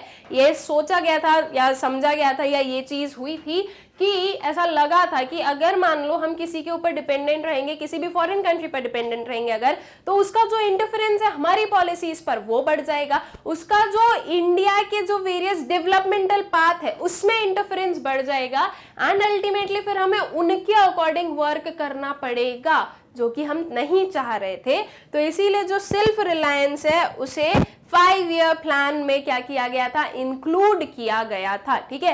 एक जो है एक main pillar बनाया गया था कि जो भी 5 ईयर प्लान्स बनेंगे उनमें से एक सेल्फ रिलायंस के ऊपर जो है प्लान्स बनेंगे। अदरवाइज व्हाट, मॉडर्नाइजेशन हो गया, इकोनॉमिक ग्रोथ हो गया, ठीक है। तो ये भी जो है ये भी हमारे मेन एस्पेक्ट्स रहे हैं, ठीक है। आ जाए नेक्स्ट, इसी का जो और वाला क्वेश्चन है उस पर आते हैं। 4 मार्क्स के क्वेश्चन है स्टूडेंट्स, हमने 4 पॉइंट्स लिख दिए, दे आर सफिशिएंट, ठीक है। अब इसका और वाला क्वेश्चन है वो देखते हैं। ए और बी 2 पार्ट है इसमें, पहले ए वाला पार्ट देखते हैं। Ujjwala Yojana has been a game changer for rural India. State any 3 conventional fuels being targeted under the Ujjwala Yojana. B है इसका, economist believe that India should spend at least 6% of its GDP on education for achieving desired result, justify the answer with valid reason. ठीक है, तो अब जो है इन्हें दोनों को हम लोग आंसर करते हैं। सबसे पहले ए वाले पर आते हैं कि जो उज्ज्वला योजना है वो काफी गेम चेंजर रही है रूरल इंडिया के लिए। तो आपको 3 जो है कन्वेंशनल फ्यूल्स बताने हैं जो कि उज्ज्वला योजना में टारगेट किए गए थे। ठीक है, और फिर उसके बाद में हम बात करेंगे अपने बी वाले पॉइंट की। सबसे पहले ए को आंसर कर देते हैं। So the 3 fuels being targeted under the Ujjwala Yojana which are proved to be game changer for rural India are as follows: coal, oil resources, fuel wood and petroleum. ठीक है, अब आ जाते हैं किस पर, अपना जो 6% ऑफ जीडीपी का जो कंट्रीब्यूशन है वो एजुकेशन सेक्टर में जाना चाहिए, ये बोला गया था। तो इसे हमें जस्टिफाई करना है कि इससे क्या होगा और ये चीज जो है ये हुई या नहीं हुई। So in 1952 we were spending mere 0.6% of India's GDP on education, that rose to only 4% in 2014. This has fallen well short of 6% target as proposed by the Education Commission in 1964. Moreover, throughout this period, the increase in education expenditure has not been uniform and there has been irregular rise and fall. ठीक है, तो हमने क्या बताया कि भाई ये जो 6% वाली चीज बोली गई थी वो अभी तक जो है अटेन नहीं की गई है। 2014 की बात करें तो तब जो है सिर्फ और सिर्फ 4% का क्या था, कंट्रीब्यूशन था of GDP in the education sector, जो कि 6% के काफी बिलो है। और इसीलिए जो है अभी तक एजुकेशन फॉर ऑल जो है वो बहुत लोगों के लिए एक डिस्टेंट ड्रीम ही है। ऑल राइट, तो आई गेस इसका ए और बी पॉइंट दोनों क्लियर है। आ जाओ इसके, अभी इसका जो कंक्लूजन पॉइंट है उस पर आ जाते हैं, फिर इसके नेक्स्ट वाले क्वेश्चन पर। So this shows the apathy of government towards investment in education sector.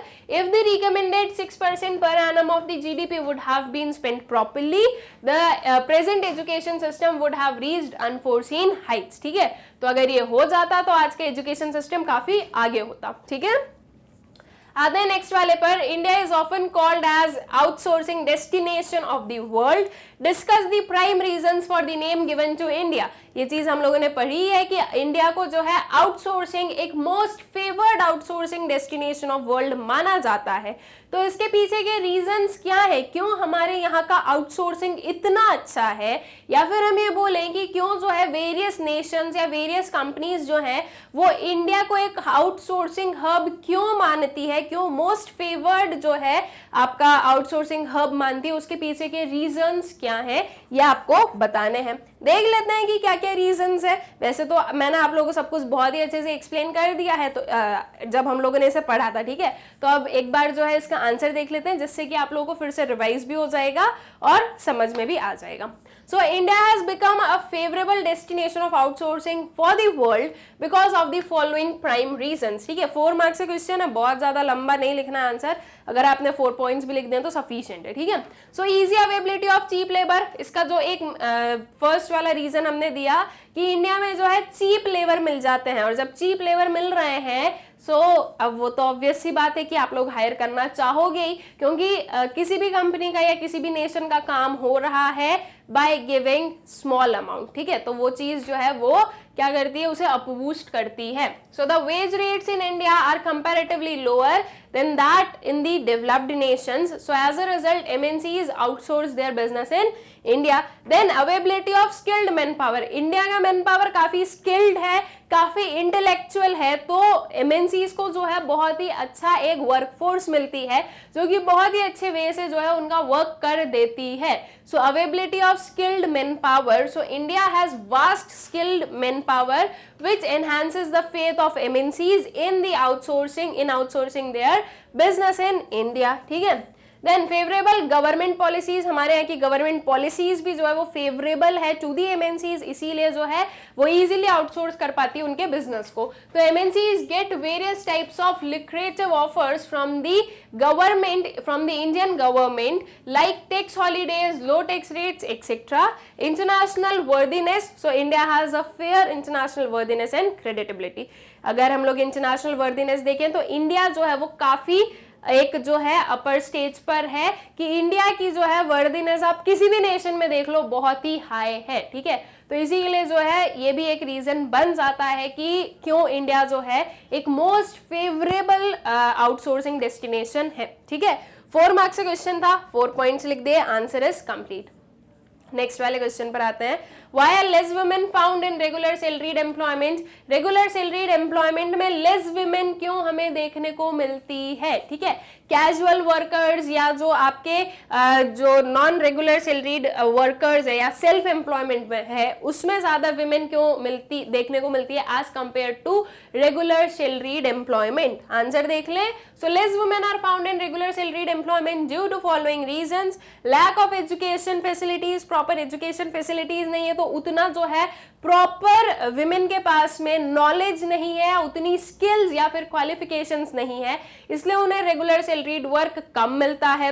Discouragement from family in India, India में आज भी जो है ये चीज है कि आपका जो है यू आर फीमेल, मत काम करो, क्या जरूरत है, ये वो, राइट। तो ये जो डिस्करेजमेंट है उसकी वजह, वो भी एक वजह है of less women and regular salaried employees, ठीक है। सो अगर हम एजुकेशन वाला पॉइंट को देखें तो female education is not given due importance in India and hence majority of the women in India do not have the educational qualification and professional skills required for regular salaried employment.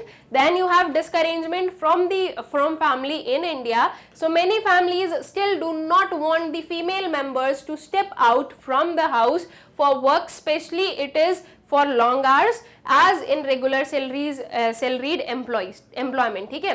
तो regular salaried employment में obvious सी बात है कि आपको एक तो daily basis पर जाना है, आपको लॉन्ग आवर्स के लिए वर्क करना है, तो उसके लिए जो है फैमिलीज अलाउड नहीं करती है, तो इसीलिए जो है उस पर्टिकुलर सेक्टर में हमें लेस विमेन देखने को मिलती है। Then family responsibilities, so household work and responsibilities of children and other family members do not allow the women to devote time and energy in regular employment, ठीक है। Then you have wage discrimination, ये चीज बिल्कुल है, आपको India में veg discrimination देखने को मिलेगा सेम वर्क करने पर, ठीक है। मेन भी वही वर्क कर रहा है, एक विमेन भी वही वर्क कर रही है, लेकिन कंपैरेटिवली विमेन जो है वो कम पे की जाती है as compare to men in various sections, ठीक है। तो इसके लिए भी जो है फिर विमेन रेगुलर सैलरीड एम्प्लॉयमेंट में नहीं जाती है कि काम तो उतना ही करवा लोगे आप और वेजेस जो है वो प्रॉपरली पे नहीं करते हो, ठीक है।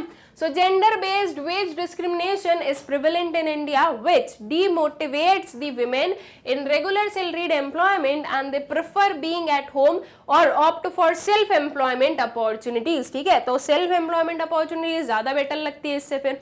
Then you have security issues, so rise in crime against women has also been a reason of women withdrawing from regular employment due to security concerns. Late working hours in private sector firms and MNCs are not found suitable by most of the women, ठीक है। तो ये कुछ reasons हैं जो कि हम बोल सकते हैं कि जो आपका विमेन है वो रेगुलर सैलरीड एम्प्लॉयमेंट में हमें देखने को कम मिलती है, ठीक है। नहीं मिलती है नहीं बोलेंगे, लेकिन कम मिलती है, ठीक है। Then you have next question, explain the reasons responsible for failure of planning in India.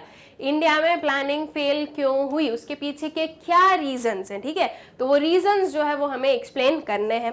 देख लेते हैं क्या क्या रीजंस रहे। Poverty was the reason, inflation was the reason, ठीक है। आगे और भी जो है हमारे रीजंस देखेंगे, एक बार हम लोग इन्हें रीड कर लें कि क्या क्या चीजें गिवन है। तो poverty, the central theme of planning was removal of poverty, but in India 21.9% of population still lives below the poverty line. These are those people who are not able to get basic needs of food, shelter, clothing, etc. ठीक है. Then you have inflation. So the Planning Commission made plans for controlling inflation and maintaining price stability in the country, but because of high rate of inflation during 5-year plans, real income of people tends to fall, all rich people become more rich and poor become more poorer. ठीक है, तो दो reasons तो हमारे पास में ये हो गए कि एक तो पावर्टी जो कि इंडिया में आज भी बहुत है, और इन्फ्लेशन अगर आप करेंट प्राइसेस देखोगे तो बहुत ही हाइक में जा रहे हैं, तो वैसे ही जो है इन्फ्लेशन ओवर द ईयर्स बढ़ता हुआ दिख रहा है, तो इसी की वजह से जो लोगों की रियल इनकम है वो कम हो जाती है, और रियल इनकम कम होती है वो जो पावर्टी वाला स्टेट है उससे ऊपर नहीं आ पाते, तो इन सारी चीजों की वजह से जो प्लान्स हैं वो क्या हो रहे थे, वो फेल हो रहे थे। Then you have unemployment, you have infrastructure. ठीक है, तो अब इनमें हम लोग क्या चीजें लिख सकते हैं या ये कैसे रीजन बने हैं वो हम लोग यहाँ पे देख लें। So unemployment, the planning commission made plans and created more and more employment opportunities in the country, but the problem of unemployment remained unsolved. ठीक है, at the end of the first 5-year plan 53 lakh person or people were unemployed. This number rose to 4 crore at the end of 11th 5-year plan. तो unemployment भी एक बहुत बड़ी problem रही हमारे जो 5-year plans है उनके फेलियर में, या वी शुड से जो पूरी प्लानिंग है उसके फेलियर में। ठीक है, infrastructure, so Indian Planning Commission made many plans for the development of infrastructure like power, school, hospital, roads, etc., but still there is a shortage of infrastructural resources. All right, then you have skewed distribution, so there is economic and social inequality in the country. The plans were failed to provide economic and social equality. The government offered reservations in the job to economically and socially weaker sections of the society. ठीक है, तो inequality जो है वो भी एक reason रहा. Then unrealistic goal and unfair scene event. ठीक है, गोल अनरियलिस्टिक रख लिया, जो नहीं हो सकता वो गोल बना लिया, मतलब जो रियल में आप नहीं अचीव कर सकते हो ऐसे गोल्स बना लिए, तो उसकी वजह से भी जो है हमारे जो छोटे छोटे गोल्स है वो भी कंप्लीट नहीं हो पाए। ठीक है, so Indian plans were failed because some plans were unrealistic and they lack future uncertainties, there was no backup plan and alternative solutions. ठीक है, so these were some of the reasons for the failure of planning in India.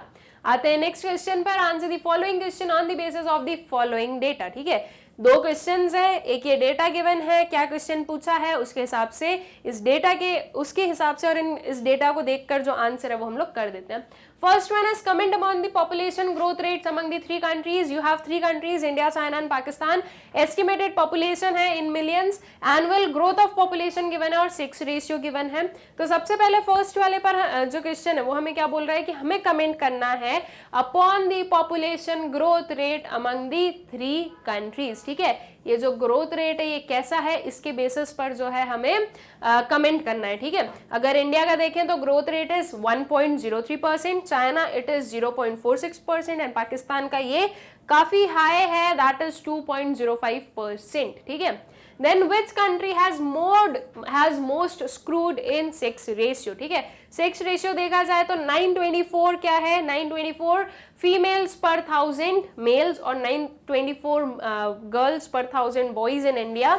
China का it is 949 and Pakistan का it is 943। ठीक है, तो most screwed कौन सी country है, India. ठीक है, तो most screwed country would be India, जो आपके बी वाला या सेकेंड वाला जो क्वेश्चन है उसका आंसर रहेगा। अब इसका जो प्रॉपर आंसर है वो देख लेते हैं। तो जो फर्स्ट वाला है उसका answer, the given data shows that the annual rate of population, annual growth rate of population is maximum in Pakistan standing at 2.05%, whereas the same stands at mere 0.46% in the case of China, might be the direct result of one child policy adopted। ठीक है, तो China का इतना कम rate of population होने के पीछे का reason जो वन चाइल्ड पॉलिसी अडॉप्ट की थी वो चीज भी हमने जो है यहाँ पर प्रॉपर्ली ब्रैकेट में लिख दी ताकि वो क्या रहे, एक रेफरेंस के लिए कि देखो हमें पता है। ठीक है, so the annual population growth rate of India is in a danger zone of more than 1% per annum. India will be overtaking China as the most populous country in the world in near future। ठीक है, then वही second वाला, so amongst the 3 countries stated above, India has most skewed data of 6 ratio, 924 female per 1000 males. This is one of the major concern of for the demographics in India। ठीक है, तो second वाला question तो एकदम directly बस इतना ही पूछा था कि कौन सी मोस्ट क्रूड कंट्री है, तो वो चीज हमने यहाँ पर बता दी है। All right, I guess question clear है। अब इसी का एक और वाला क्वेश्चन है, वो देख लें। India, China and Pakistan have travelled more than 7 decades of developmental path with varied results.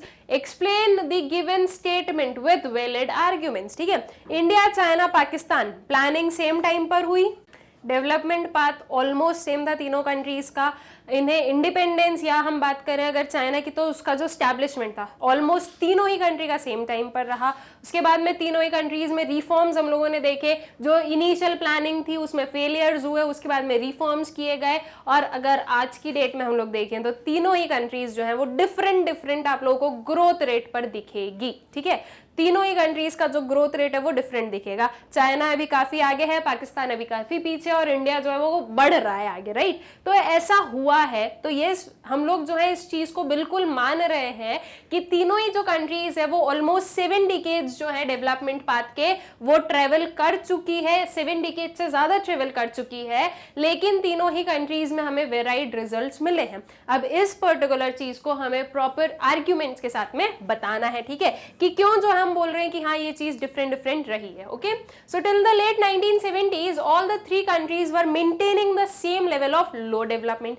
1970s तक की बात करें तो तीनों ही कंट्री में लो डेवलपमेंट था। ठीक है, आफ्टर दैट क्या हुआ? So over the last 3 decades the 3 countries have taken different levels of development. ठीक है, India has performed moderately over the years. Majority of its people still depend on agriculture. Infrastructure is lacking and more than 1/4 of its population live below the poverty line. ठीक है, जो India है वो बहुत ही moderately perform किया है over the years.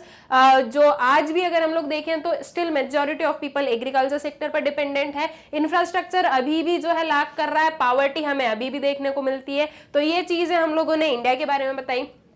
Pakistan की बात करें तो Pakistan performed low because of political instability, over dependence on remittances and foreign aid along with volatile performance of agriculture. ठीक है, then you have China has used the market system to succeed in raising the rate of growth in economy with the stress of alleviation of poverty. ठीक है, तो China जो है उसने market system use किया जिससे कि जो है वो अपना जो रेट ऑफ ग्रोथ है वो रेस कर पाई है with stress on alleviation of poverty. All right, so I guess ये चीज क्लियर हो गई है। आपका जो पूरा ये सैम्पल पेपर था, हमारा जो सैम्पल पेपर 8 था, आई होप सो कि आप लोगों को अच्छे से क्लियर हो गया है।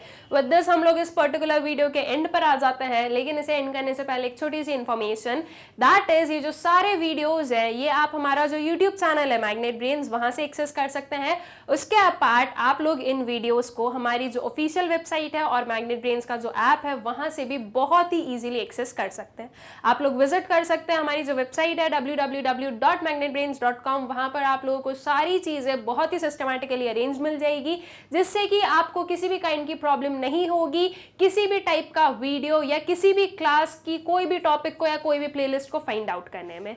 तो आप वेबसाइट विजिट कर लीजिए या फिर ऐप डाउनलोड कर लीजिए, वहां से आप इन वीडियोस को इजीली एक्सेस कर सकते हैं। ऑल्सो हमारा जो यूट्यूब चैनल है मैग्नेट ब्रेन्स, आप लोग उसे सब्सक्राइब करें, इन वीडियोस को ज्यादा से ज्यादा शेयर करें and please do like the videos. Thank you.